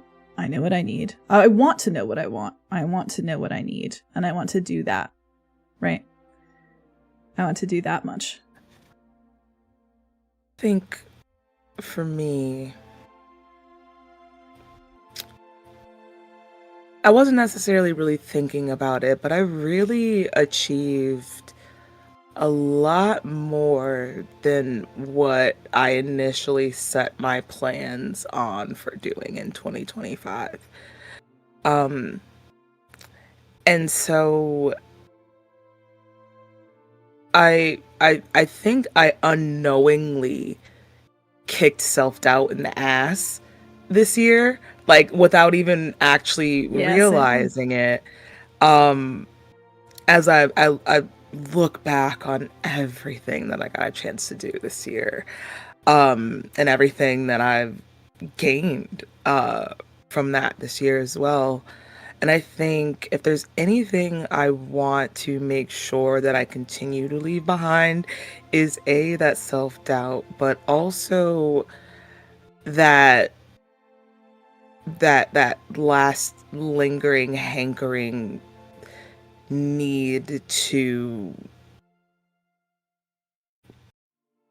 meet someone else's expectations of me and be okay with meeting my own expectations and hitting that bar and staying there, or like rising above it. I spent a lot of this year extremely stressed on trying to be perfect for people or persons, or a person that is not in fact perfect themselves, even though they expect perfection from me. And how that weighed so heavily on me that I did not even acknowledge all, or even have the energy to really sit back and take in and acknowledge the good things, the great things that I've done, not just in this space, but just like out in life in general. Like, I haven't even been able to take my winning strides in stride without having that feeling of, okay, how do I beat this? Like, how do I anticipate the next step of perfection that is going to be asked of me? So I want to leave that behind.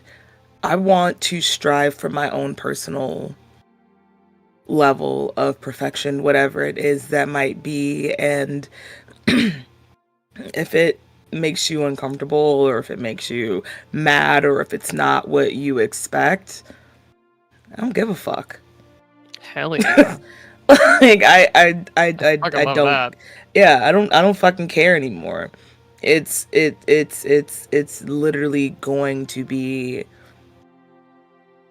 just about what I want to bring to the table, what I want to do, and how those things that I want to do and I want to bring to the table, how that's going to better affect my community and the ones that I care about. Like, how am I going to be able to bring Sam's perfection, and lack of better words, back into the people, places, and things that made me that my own personal level of Sam's perfection, right? Oh, I love that. That's what I want to leave behind, and a little bit of what Can't I wait to want to witness do. it. Yeah.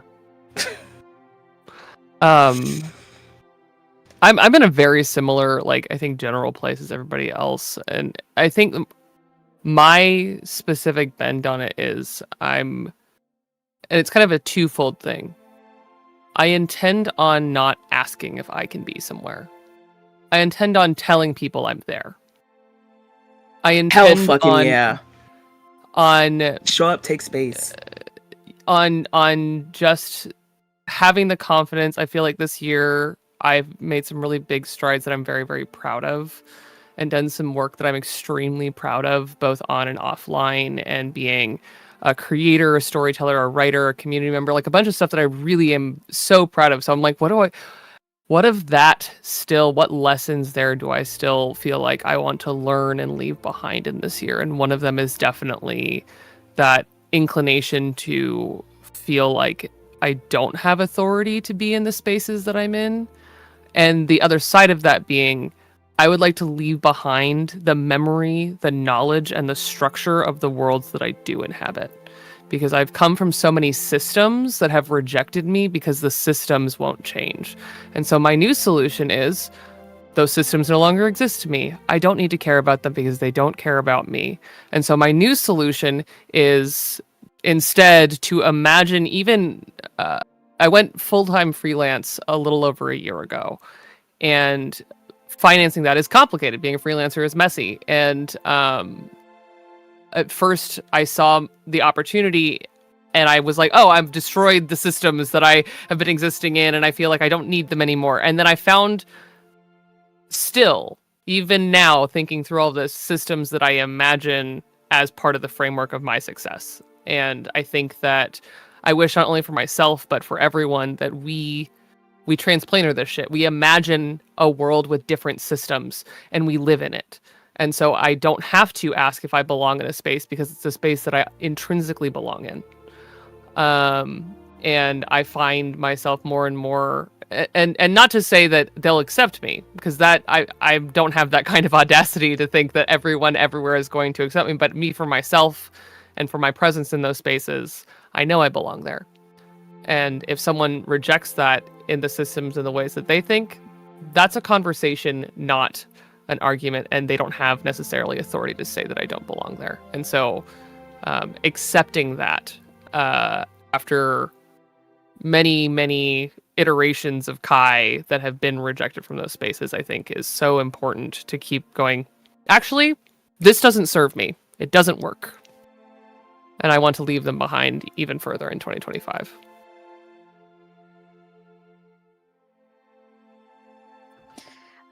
I have an addition to add to the things I want to bring into 2026 and the things that I wish and hope for, which is that I wish and hope that I continue to give my energy to projects and people who are fundamentally rooting for me, and vice versa.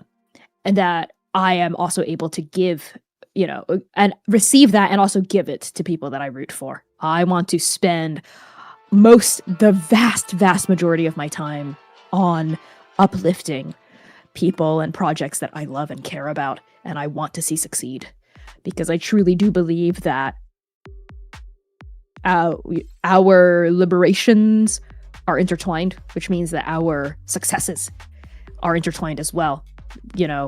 When one person in our community and our crew stumbles or falters, I want to be able to be there to help catch them alongside other people helping to catch them. I want to cultivate a genuine cohort-driven and collectivist ethos to how I make my art, in understanding my place in this industry and among my peers as one out of many incredible artists making incredible work. And that if I ever get the chance to,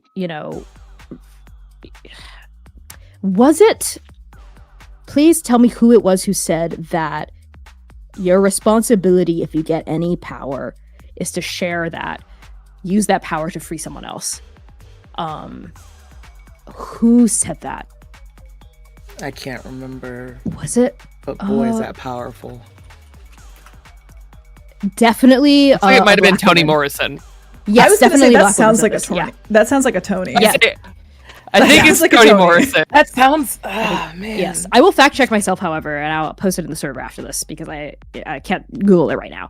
But I'm very much sitting with that, and I want to obviously do that myself, and also encourage everyone around me to embrace that as praxis and as ethos as well. That if any of you are able to, achieve any degree of power that you're able to share and use to liberate someone else. That is our fundamental responsibility as human people. And I manifest that may everyone reap what they sow. May everyone reap what they sow. Let's fucking go. And this will scare the people it needs to scare, and this will excite the people it needs to excite. And I want to get more in touch with my sleep schedule. I would like to correct my sleep schedule. Oh my god, yes. Same, big same. Yep. And I would like to read more books in 2026. I genuinely would. I really did not read I think I only read like 2 books in 2025, which is really not counting TTRPGs. I read a lot more TTRPGs than that, but like non-TTRPG books. Yeah, sure. You want to read novels? You want to read fiction, non-fiction, things that have a Yes, I want to. Yeah, do I want fan to read fictions novels. count? Because I've read countless of those. They should. They do, Yeah, Sam. absolutely They do. actually do. That counts as reading. Yes, it does. Those count as Okay. books. It's reading. Yeah. That's reading. In that case, I've read more than 2 books. I was gonna say because if it was actual books, I probably read about 2 or 3 of them things. But fics, Don't put a At publication least in the- threshold on you. at least in the 3 digits at this point, multiple. Yeah. I've been reading books this year. This year's goal is 25 books. I am close to hitting it, and I'm going to marathon some books. You can do so it, I Val! can You make got- content. you I can- believe in you. 11 days! I believe in you. I believe in you. You can do it. Oh, So that next My final- next year is going to be Sorry, go 26 ahead, books. 26. Nice. yes, I believe in you. The last thing I want to do in 2026 is I want to release the 25? Chaos EP publicly, and also maybe even release a personal EP of songs I've been working on. I don't know. I want to do more with my music. Yeah. Hell yeah. Kind of just to latch on to something that you said, Connie, because it was something that I was like, how do I phrase this before? Which is that, like, I think there is an intrinsic loneliness in creation, because you know sometimes you go and like, even though we create art together all the time, and I'm the luckiest asshole on the internet, the other side of it is like there is still the time between and all that stuff. And one of the things that I'm excited to leave behind in 2025 is the feeling that I'm not in community when I am away from my computer, when I am, the community does not stop with people here, with all of you watching, and I feel like that feeling for me went away at some point in 2025, and I have not seen it.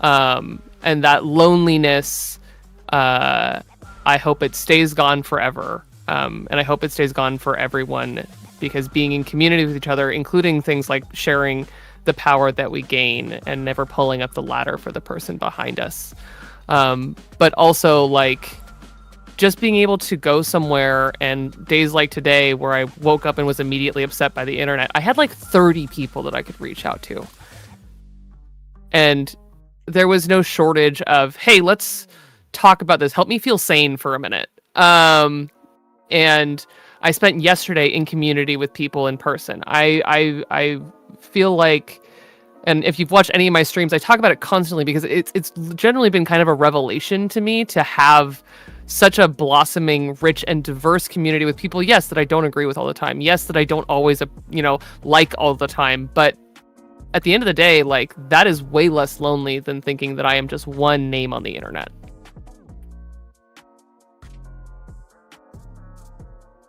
Mm-hmm. I resonate with a lot of that too, and I think I'm going to pick right up where you left off, Kai, and talk about places outside of the internet, because I think for a long time, and related to Transplanter and related to APs and also not, right? Like, I have a tendency to define myself based on what I can give to other people, what I can do in a space, right? Like, I am defined by what awards we win. I am defined by how many viewers are in chat. I am defined by how many people are, like, chatting in the Discord, blah, blah, blah, blah, blah, which is really unhealthy, right? Not good. And I've been working at that since that was a thing that I started to experience, right? For years and years, and continuing to press at that and to wonder and worm at the feeling of, you know, looking for self-worth, right? And looking for an understanding of who I am and what I do, right? And I said this earlier, but that I get to define who I am and what I do. And it's not about anything other than that, really. And that the love that I have in any way, shape, or form for the people around me is what I need. And also, I can't live my whole life on the internet. And I need to chase that. Like, it's the AP space is so funny because I think sometimes your existence starts when you make your first thing. And if you're not making a thing, you don't exist in the space anymore. It's this very weird thing of like, oh, well, when did you start making APs is like the start of your existence. But I have been an artist since I was a child. I have been an artist since the moment I was born. I have done so many things. I am an art history scholar. I'm a dancer. I'm a performer. I've done freak ass Polish fucking experimental physical theater in a farm in Minnesota. I've been a farmer. I ride horses, right? Like, I've done all of these things that nobody even knows about because it's not relevant to this thing that I do in my day, in my life, right? Like, there is so much more to me than anyone knows, and that's good. And I don't want anyone to know everything about me. But to get back to some of the other things I do, right? Like, I want to write the First Blood novel, right? I want to start doing that. It's in my brain, right? It exists there. Because the stories that we make in AP aren't just AP to me. They're story, and story iterates in so many different ways. And I'm not just a storyteller either. And this year, as kind of a through line from our stream last year, I got back, and this is where I'm going to start talking about horses. I got back into, I think, one of the deepest and most resonant passions of my life, which is riding horses, which I have done since I was a child. And it has brought me a kind of beautiful joy that I'm like thinking about crying. That I didn't know that I needed very, very badly. And I need to keep doing that. It is no longer a want, it is a physical need. To be out at like 8 a.m. shoveling horse poop and manure and, you know, freezing my hands off and breaking ice out of water buckets and riding is so nice. And I have goals. I want to show. I want to go fox hunting for the first time. And I'm 28. I've never owned a horse. This is my first time leasing a horse. And I would really like to own my first horse when I'm 30. So this next year, I am manifesting and bringing intentions to prepare myself very well for that, because I'm 28 right now. In 2 months, I'm going to be 29. And then I'm going to be 30. And when I'm 30, I would like to have a horse of my own to live with and to share like the next 2 decades with. And I would really like to do RRP, which if you don't know, in 2027. RRP is the Retired Racehorse Project. I love off-track thoroughbreds. They're some of my favorite horses in the entire world. I would really like to do the Retired Racehorse Project, which is, if you don't know, an initiative that helps give race horses kind of second careers, second lives, so that they have rich and fulfilling lives after they leave the track. And it's basically a competition that you go to where you take a horse basically right off the racetrack, retrain it, and then you compete to see who's basically done the best retraining of their racehorse for different disciplines and stuff, like a few months later. Fun. So that's amazing. That's I want to awesome. RRP with my own horse 2027, and I will spend 2026 preparing myself well for that, because I think the thing that I've also learned through this year is that getting back into that hobby, that passion, the life dream, right? Is that I need to get strength back. I need to like reinvest in skill in a place that I like haven't for a really long time. And I'm really excited to do that and to spend time doing that, because it's always the question of like, oh, like what, I'm starting too late, right? Like I'm this, that, the other thing. It's not too late. There is still time. There's still, specifically for horse stuff. If you look at me, chat. We're talking horses now.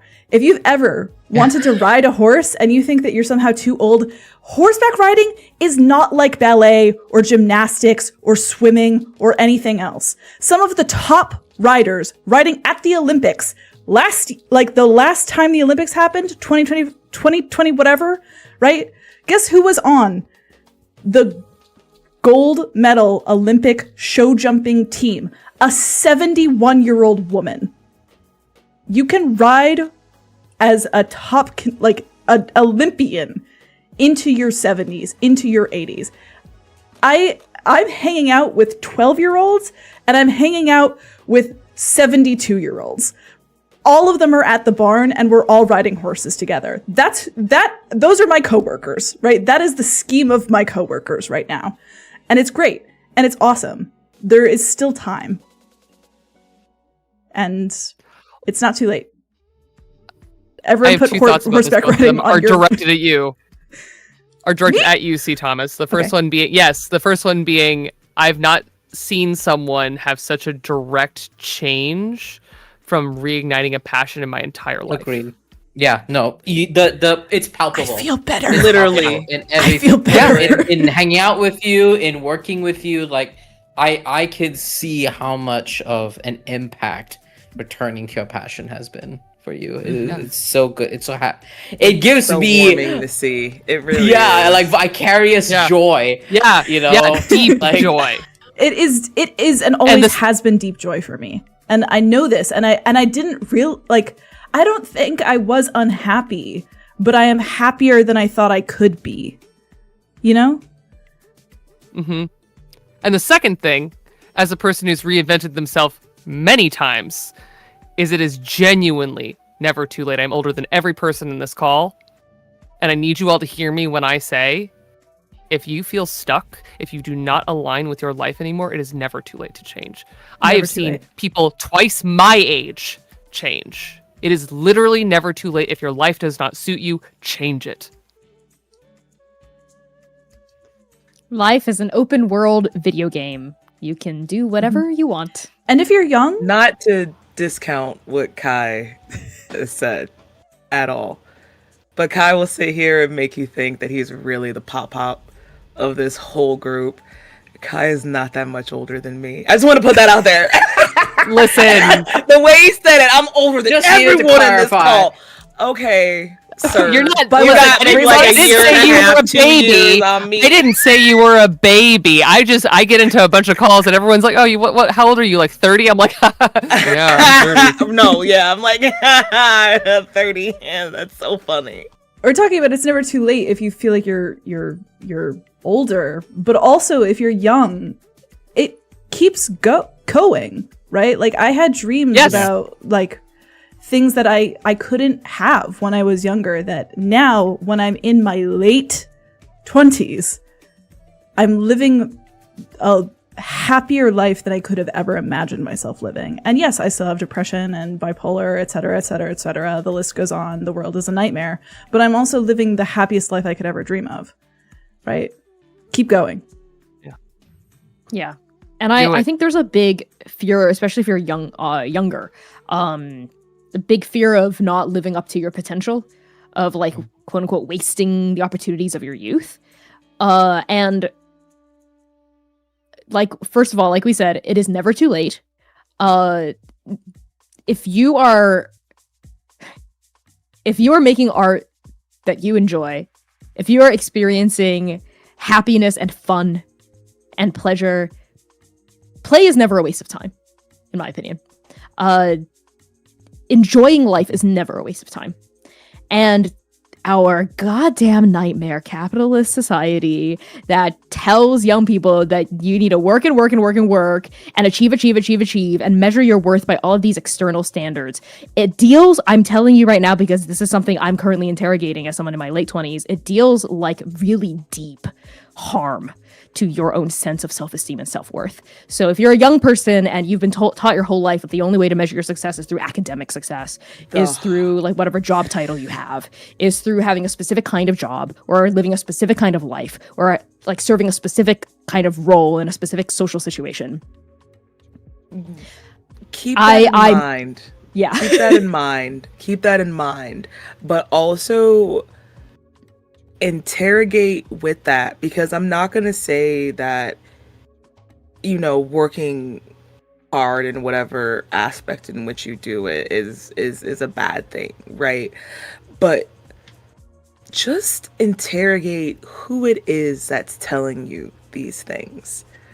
And I say that as someone who had to do a lot of unlearning in my 20s, being raised and around boomers and things of that nature, where me at my age now versus them at my age then is night and day difference, right? Like they spew a lot of that success and you got to do this and be here and do all of this, but they're not accounting for how times change, how things, the money, inflation, things like that. A lot of that stuff, something that I've also realized too, that I unfortunately I do now. I used to really look down on it when I was a child, when people would do it to me, and I find myself doing it as an adult now, and it kind of irritates me, is like comparing then and now, right? And trying to hold people to like those same, not necessarily expectations, but being like, oh, like this isn't like back in my day, XYZ, blah, blah, blah, blah. You know what I'm saying? Like I do, but things are so different now in how things and ways in which function just life wise. So I'm just saying, take with a grain of salt, move at your own pace, find your own happiness, stick to it, do what is right for you naturally, what is right for you emotionally, in whatever way, shape, or form, and don't let anyone try to steer you in one way or another. Mm-hmm. Is my point of that being. Mm-hmm. Hell yeah. Yeah. I'm a strong proponent of genuinely following your dream. And I know that's like so over said now, but I do genuinely believe it. Like, follow your dream and make sure that it is your dream and not a dream that someone else has put on you or that society expects you to follow. Because we've only got this one life, and we gotta do what we have to do to survive. And anything that we're able to do beyond that, invest it. That is what we get to actually tie our souls and our sense of identity toward. Not the things we have to do to survive. That's not where our identity comes from. That's not who we are. But the things that we choose to spend our time on, if and when we can. It's the choices we make with the power we have. Yeah. Heck Yeah. yeah. How much joy you'll There find. it Like, is. see. Yeah, there it is. Yeah. Genuinely. Yeah. Quite literally. In Rules of time magic. Right there. In addition to fun things to look forward to in 2026, this was inspired because my state in Malaysia has an initiative that they're starting next year, where they're going to have free language classes online for like 5 different languages, and it's super cool. They haven't announced signups yet, but that got me on to thinking like, I want to do a class of something. I think that's something like that's usually like a thing I associated with like being younger and like going to classes and learning new skills and stuff like that. And I've decided that in 2026 I'm going to get a vocal coach.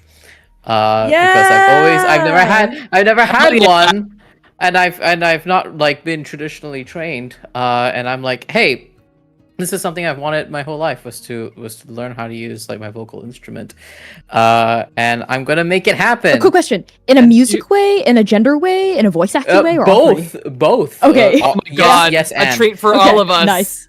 Yes, and but yeah, but definitely, I think that a lot of the teachers that I'm looking at right now primarily are looking at it in a musical way. But I did find a couple that were like, "Hey, I don't know if they know about the gender thing, but they do know about like, hey, good vocal technique to protect your voice and things like that, which can only benefit me. As a person who's trained in both a little bit, like they help each other so much, genuinely. Quite literally, you'd be surprised the amount of exercises that you'll do for one versus the other are They're the same. They're like it's like a circle.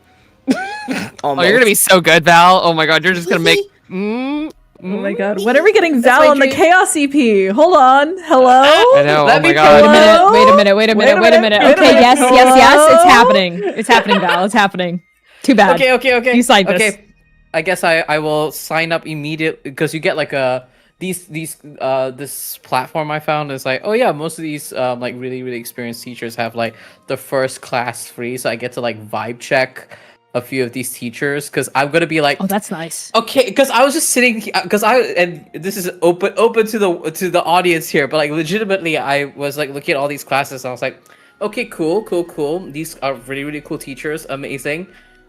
How am I gonna also break to them that like part of my struggle vocally is because I transed my gender, and I took come with me. hormones. And my voice has changed. Come with me. I know people you need to talk to. We'll talk later. Come with me. Okay. Yeah, get in the car, Val. Get in the car. And I want to take a couple of language classes next year. I want to get back into like structured Mandarin learning, because I want to be able to read. This is my goal for like maybe 2027. I want to be able to read a novel in Mandarin. Like that'd be something I want to do. And I'm like, I want to get back. I want to get back to learning Mandarin properly, please. I want to read a full novel. Together, I need the practice. Yeah, because C's learning Mandarin too. Yeah. Man, I wish I could read an entire novel in Chinese without needing a lot of help. Honey, please. Let's all put that on our 2026 manifestation list. We're all reading it. Crying. What happens Yeah, if I Val do can wanna- read a novel before you, Connie? I know, but not me. I'd be like, what the fuck? Like, this can't happen. Like, oh my god. Maybe I should call my grandma back. I'm so far away from being like I struggle a lot with like reading like only Mandarin text. It's very difficult. I'm fine speaking, but I'm also only intermediate. I want to improve my vocab significantly. So I'm gonna get a teacher. I'm gonna get a language teacher. I'm gonna learn a couple of languages. It's gonna be great. That's Goals for awesome. next year, The y'all. thing about Yay! Maybe I'll put that on my goal list too. I see Val putting it down, like we're writing our resolutions together. I see him writing, and I go, okay, I'm gonna just add that to the list.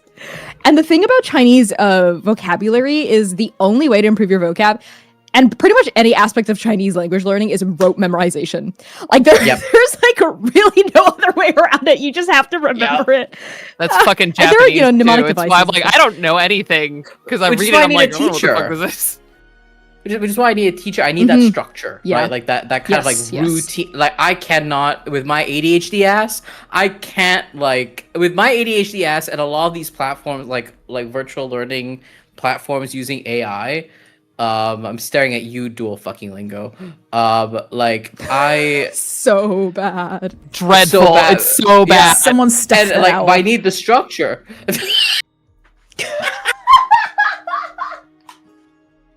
Quarter of the street. I need that. You know what? Maybe I should do like a Chinese language class too, and like look up rates and stuff, and like figure out a way to make it work, like once or Yeah. twice a week. You wanted to do an improv class too. Oh yeah, I'm doing an improv open house. I'm going to Oh, that's an awesome. improv places open house in January, and then seeing like vibe checking. You know what I mean? Like vibe checking them, and then seeing if I'm gonna sign up for classes and whatnot. But yeah, you know what? 2026 is the year of improving technical skills and getting back into passions that we love. Fuck it. Maybe I will look into a Chinese language class too. Yeah. Heck yeah. Yeah. Mine. It's so funny because I feel like I might have said this last year, and I definitely have done more, but not as much as now I envision myself being able to do, which is I gotta write more in the new year. I gotta write more. It's one of those things where I wrote stuff, some of it isn't even released yet, actually a lot of it isn't even released. I wrote so much this year, and I feel like I wrote nothing because when I see how fast I can write, the amount of words that I can produce is unreal when I can get my ADHD to sit down and write. And I would love to harness that in a more disciplined way.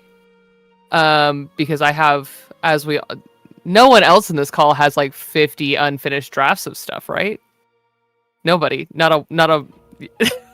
Don't. Yeah, your fucking business. No one. You shut the Right, up. you There's mind my your unfinished goddamn computer, novel. sir.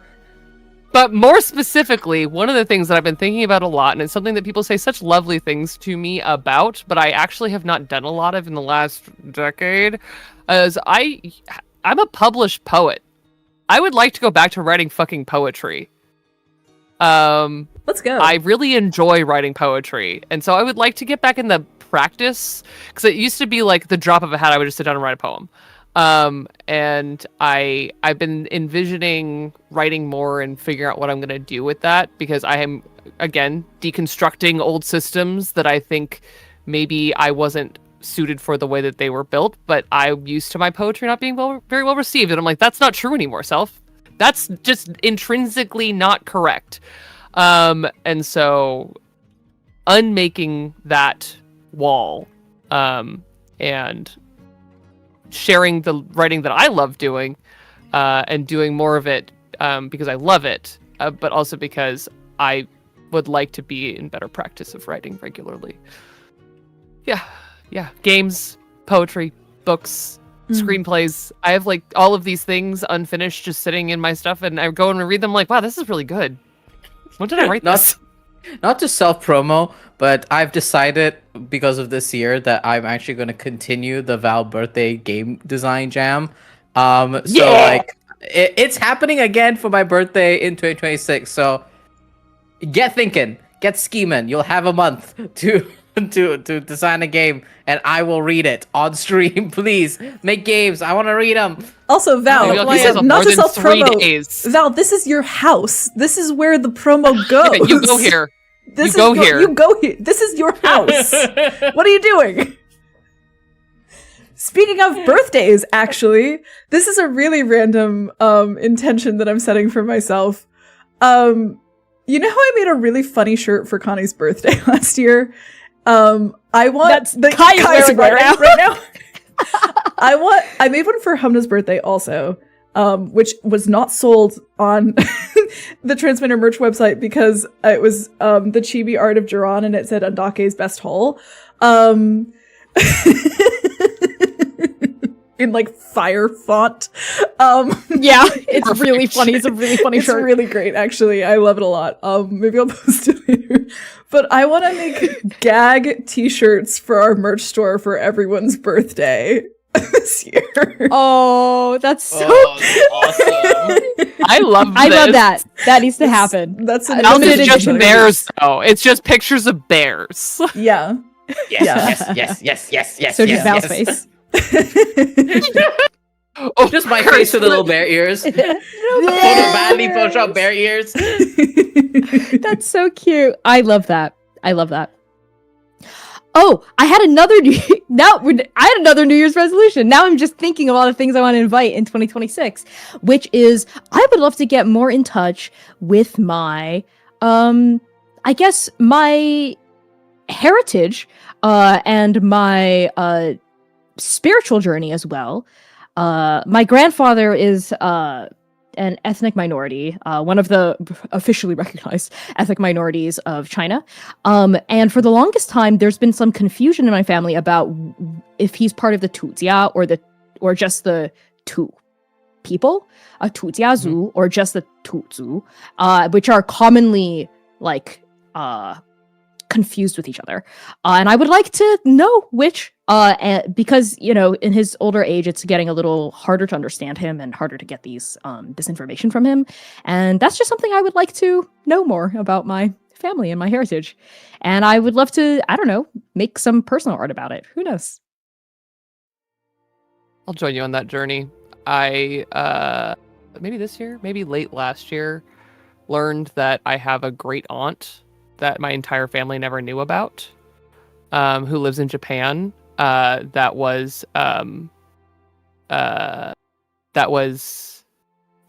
de-immigrated from the United States.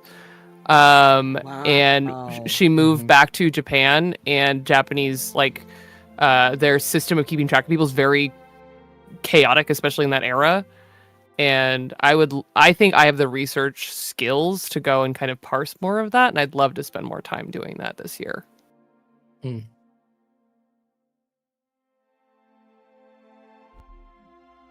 This is more work focused, but I would really like to plan and execute.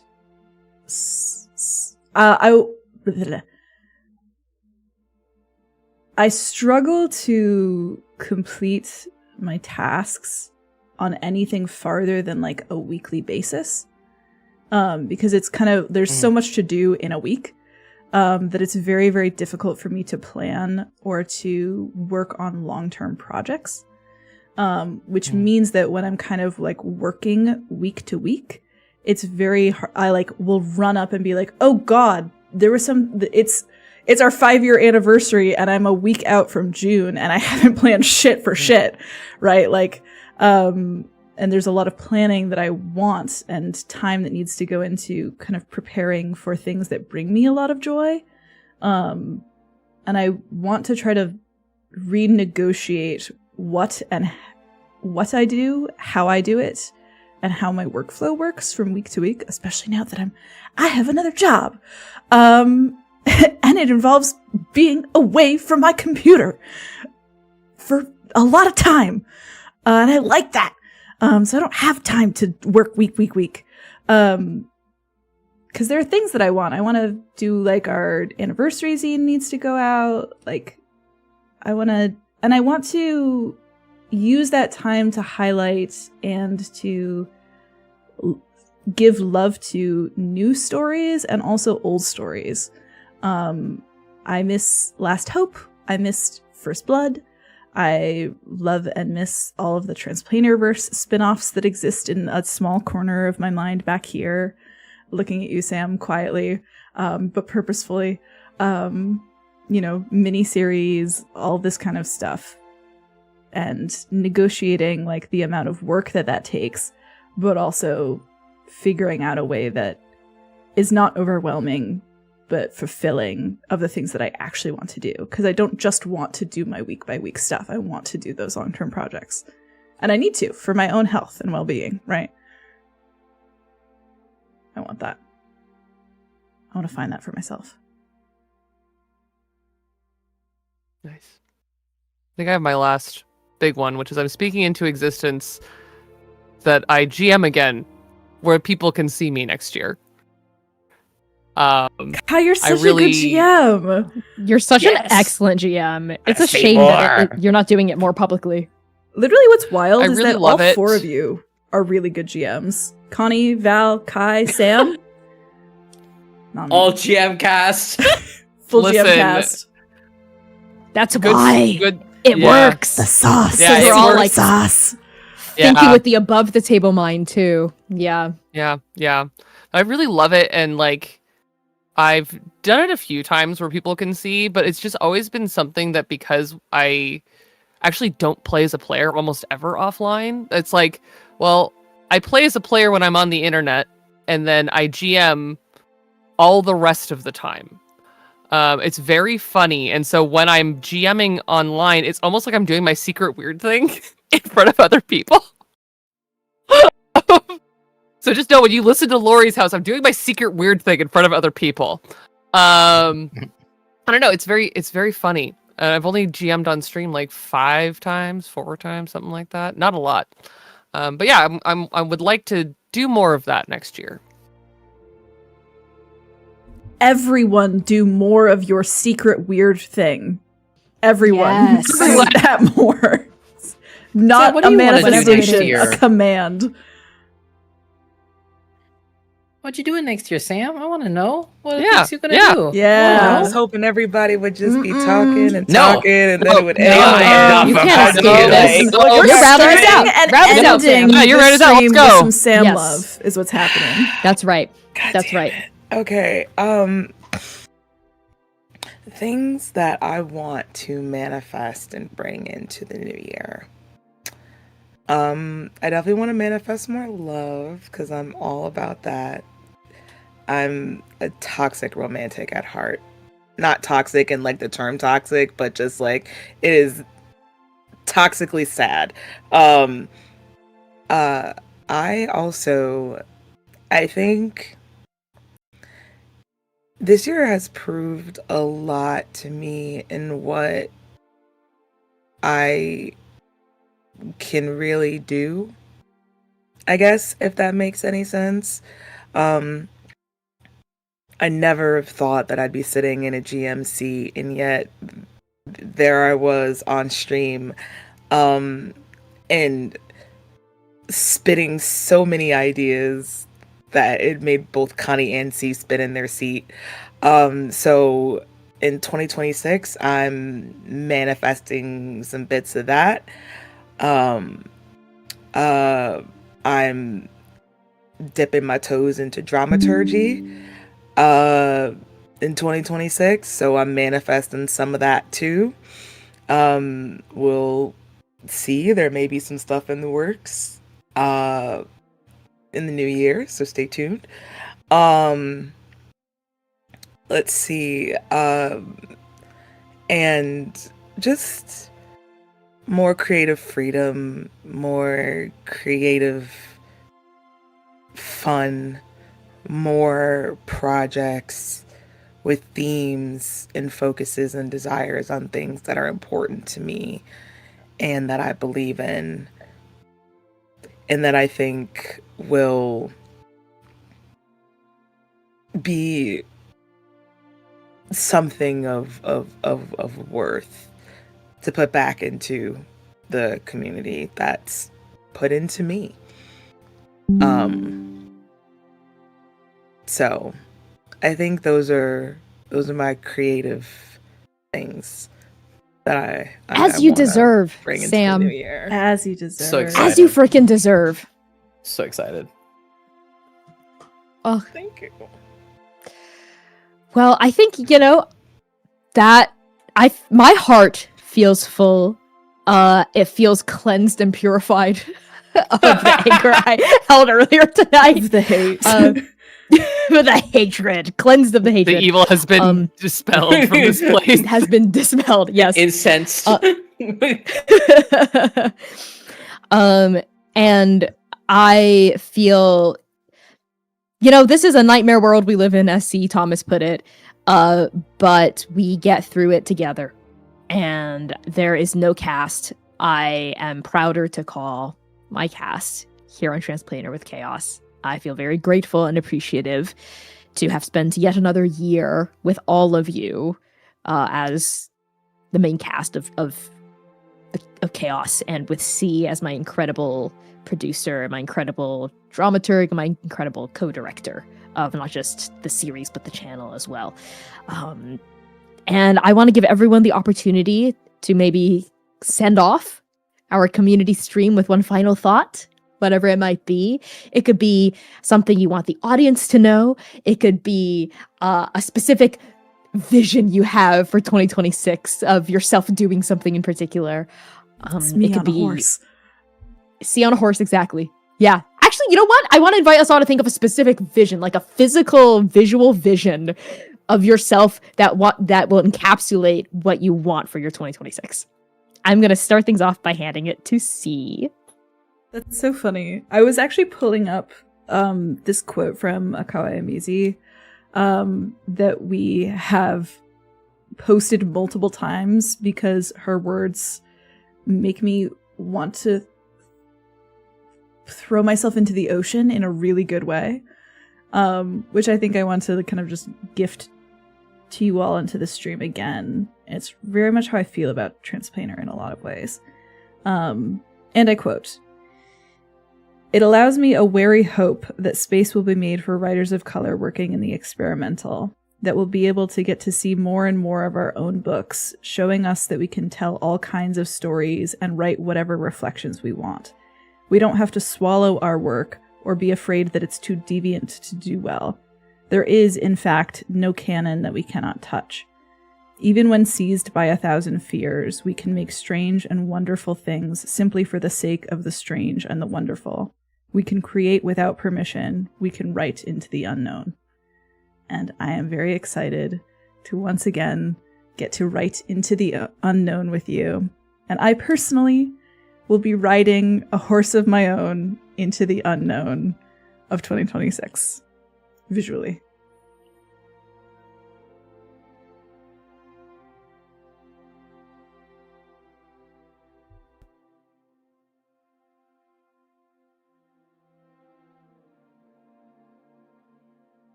I think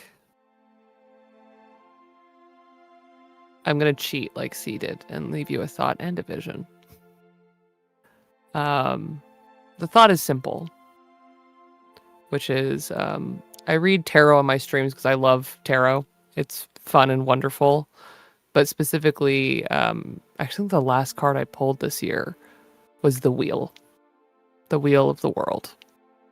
And I leave you all with the knowledge that the world changes every day, for good or bad.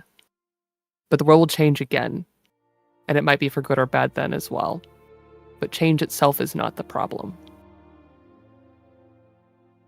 And my vision for myself in the new year, even though it looks not dissimilar to what you see now, it is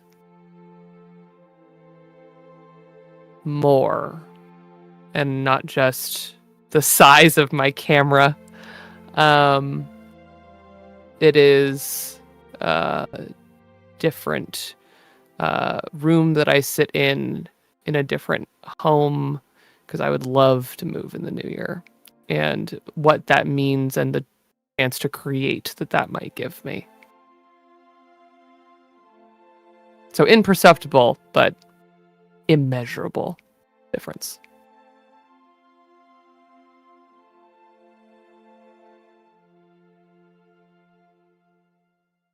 I'm gonna be fun with my thought and visual.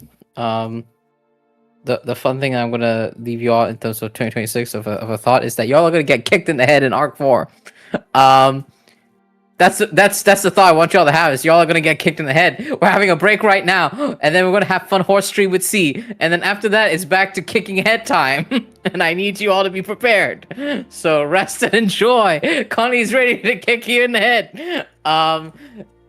So beware. But in all seriousness, I hope that the holidays are rejuvenating, and that the new year is a time for you all to dive back into idealism and just dream again, y'all. Dream and take the small steps to fulfill it. Like, no one is expecting you to come out of 2026 with everything fulfilled, but taking the first step matters.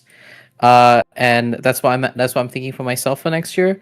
And the visual that I have is I think the visual is being able to join in on more cool vocal stuff, and being able to do more cool, weird arty things next year. I think that's what my visual is. It's just Val doing a bunch of weird arty shit for fun and for practice. So beware, patrons of my specific Patreon, for you will receive my vocal practices. Beware, Val be upon ye. Oh no, so That's my terrible. visual. Like the little rat being launched at you.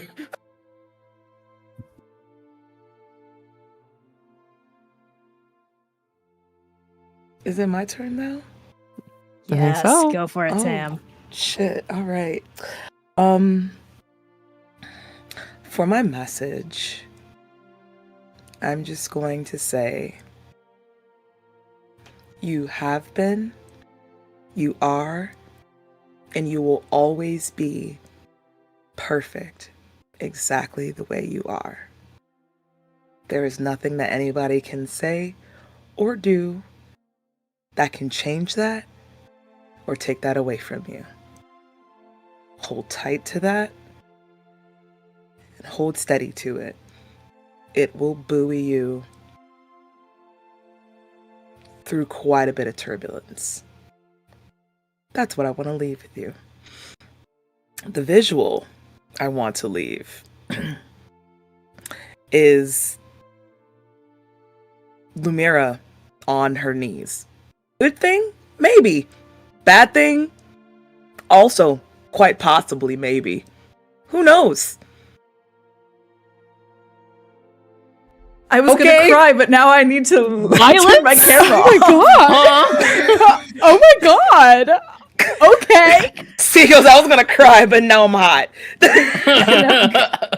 It's like the other day when you're like, Under the Lumira couch. straps I'm feeling all herself to sorts of Sayir, and I emotions said, about Lumira, this. strap! Where? It was really funny in the back of the house. It was really He's funny. just barking. Where? We're trying to have Literally, this, I saw you mouth the word strap. I need you to know that you have a problem.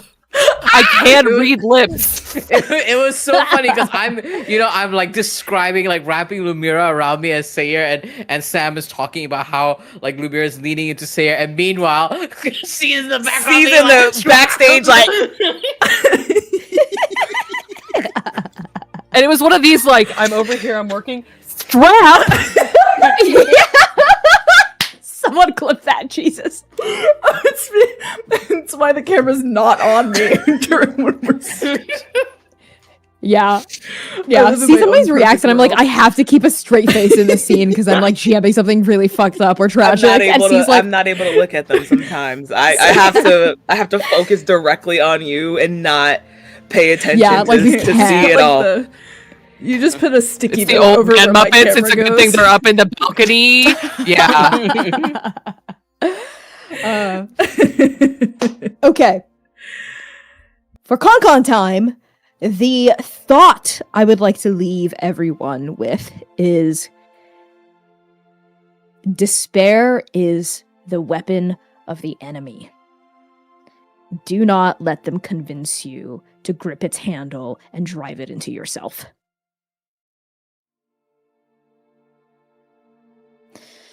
And the visual, I have 3. One was based off of what Sam said for Lumira. I'm just gonna say Yinghe on their knees. My second, That'd my help all of second you. visual.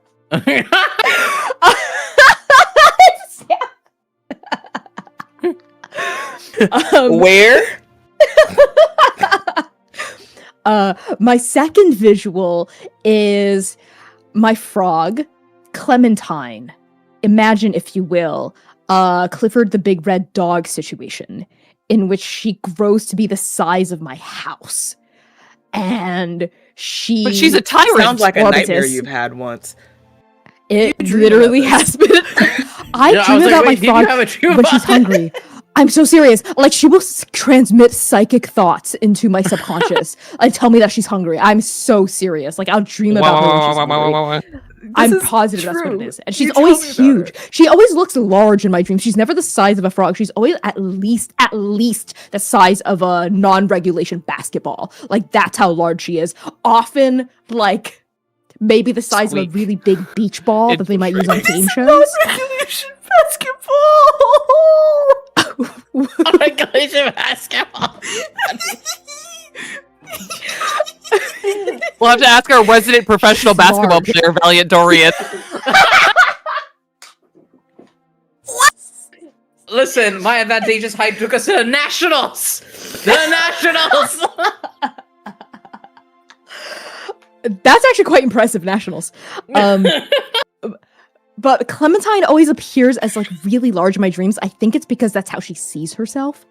So she projects strength and confidence, which is my vision 2.5, which is just to, and thought number 2 is to fake it till you make it, you know? Be like my frog. If my frog, who only thinks about 2 things, pooping and eating, can project psychic visions of being so large that she spurs me a human person into serving her and doing what she wants, so can you. So project psychic visions of yourself being strong and powerful and bigger than you feel, especially if you don't feel very big, because that is what people can see. You know what, Connie? Hell yeah.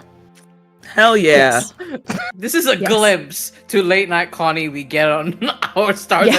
Edition. Honestly, and we're getting it Runs on early. chaos. Connie. We're getting it an hour early. Typically, we don't get this Connie till at least midnight. Like, we typically don't get this Connie till at least midnight or later. So we're an hour early today. We're As a treat. As a treat for everybody. That's right. That's the treat I want to send you off on. Okay, my third and final vision is of me with my guitar, writing and playing music. And I would love to start to write and play more songs in Chinese too. I'd love to write a song that mixes English and Chinese, and maybe even a fully Chinese song.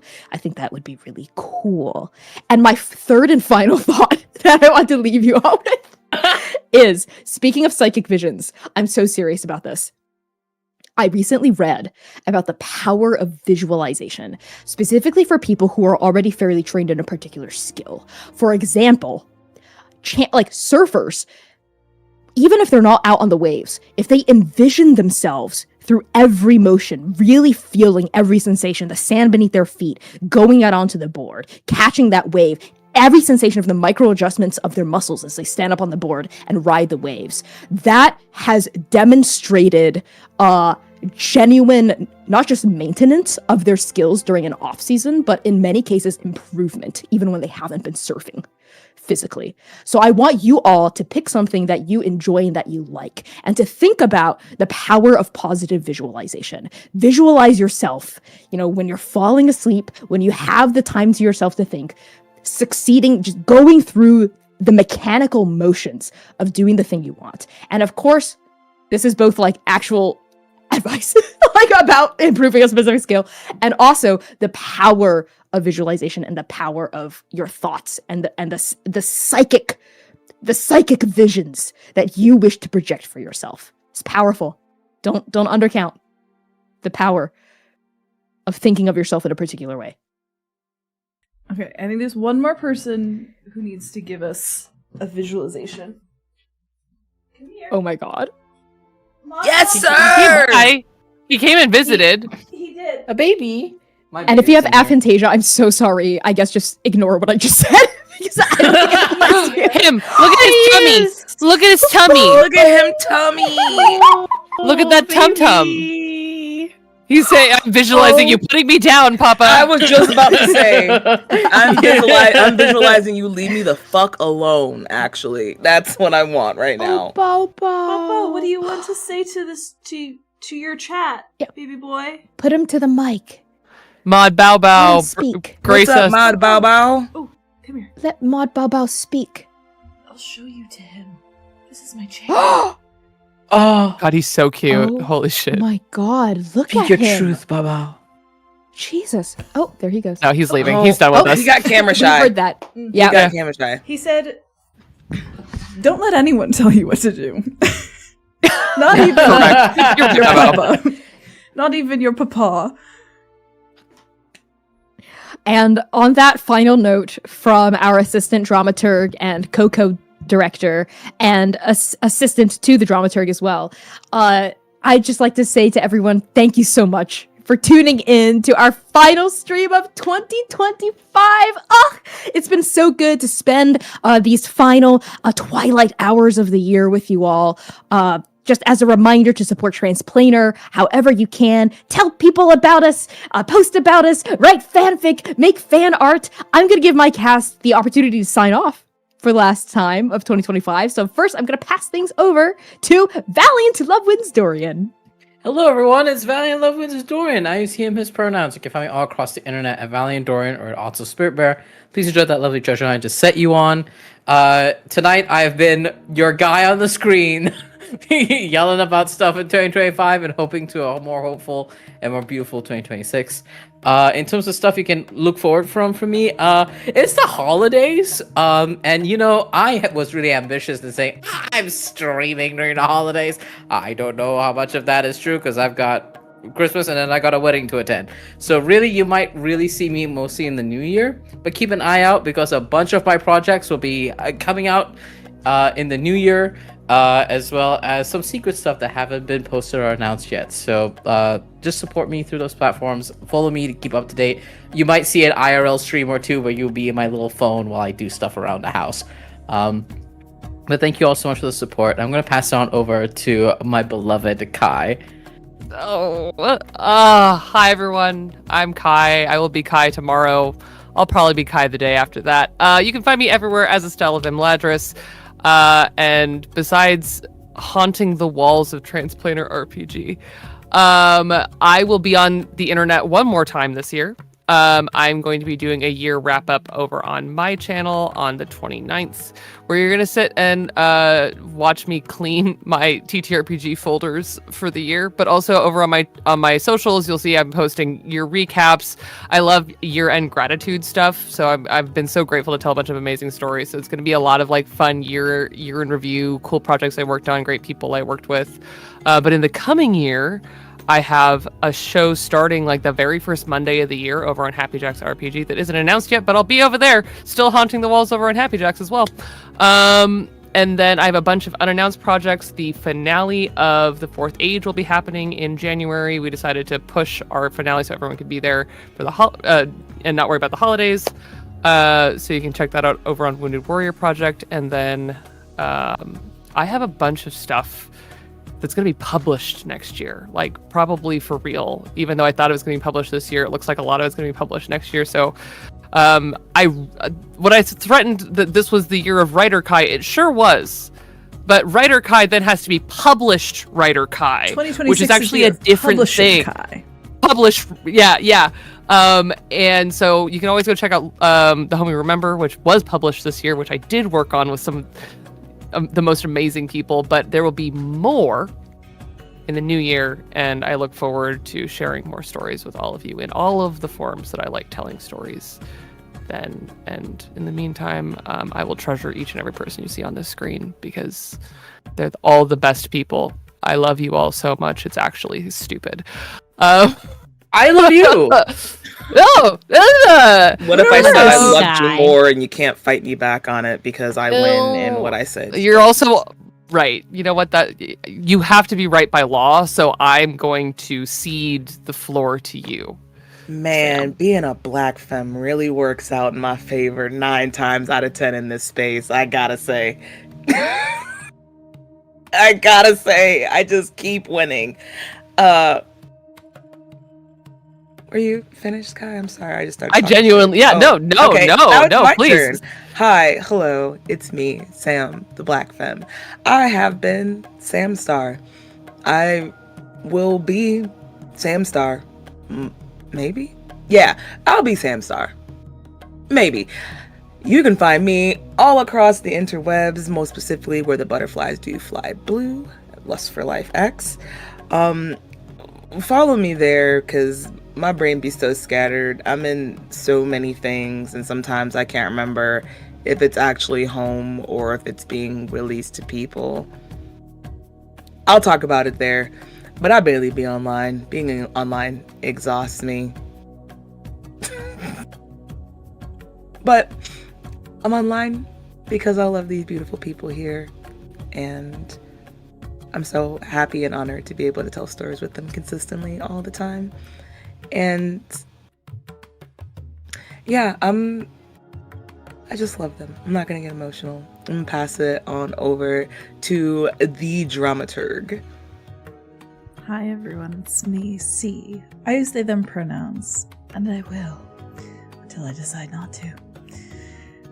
Who knows when that will be? I have the immeasurable where am I? Hi everyone, my name's C. I use they them pronouns. I was so excited to be here for tonight. In 2026, you can find me at the barn. And doing not much else. Of course, I'll always be here in Transplanter. I will also I am actually dramaturging 2 different God Killer projects this coming year, so keep your eyes open for those. They're not on Transplanet. They'll be other places, but that's very exciting for me. I'll be working as a dramaturg a bit more in the space. I'll be at the barn. Actually, if you want to keep up with what I'm doing at the barn, I have a horse TikTok. I really like it. It's Sequestrian. It's really good. I have a lot of fun with it. It's where I post my stuff. So go follow Sequestrian on TikTok if you want to see what I'm doing before Horse Stream. I'm so very excited for Horse Stream. Otherwise, just stay tuned on my Blue Sky C Plays RPG to see what I'm up to, where I'm going. I'll probably be quiet for the rest of the year. Otherwise, I'm going to tease a few different Transplaner things because I feel like it is my right as dramaturg to do so. Very, very exciting for the Transplaners in chat. I hope that you will enjoy our brand new animated opening when we return with Chaos. Yes, I did say brand new animated You heard it. opening. Animated opening. That will air when we return for Chaos. And for You'll gag. anyone still worried about that chat redemption from a while back that I've been promising, don't worry. Check in with me the last day of the year, and we'll see what happens.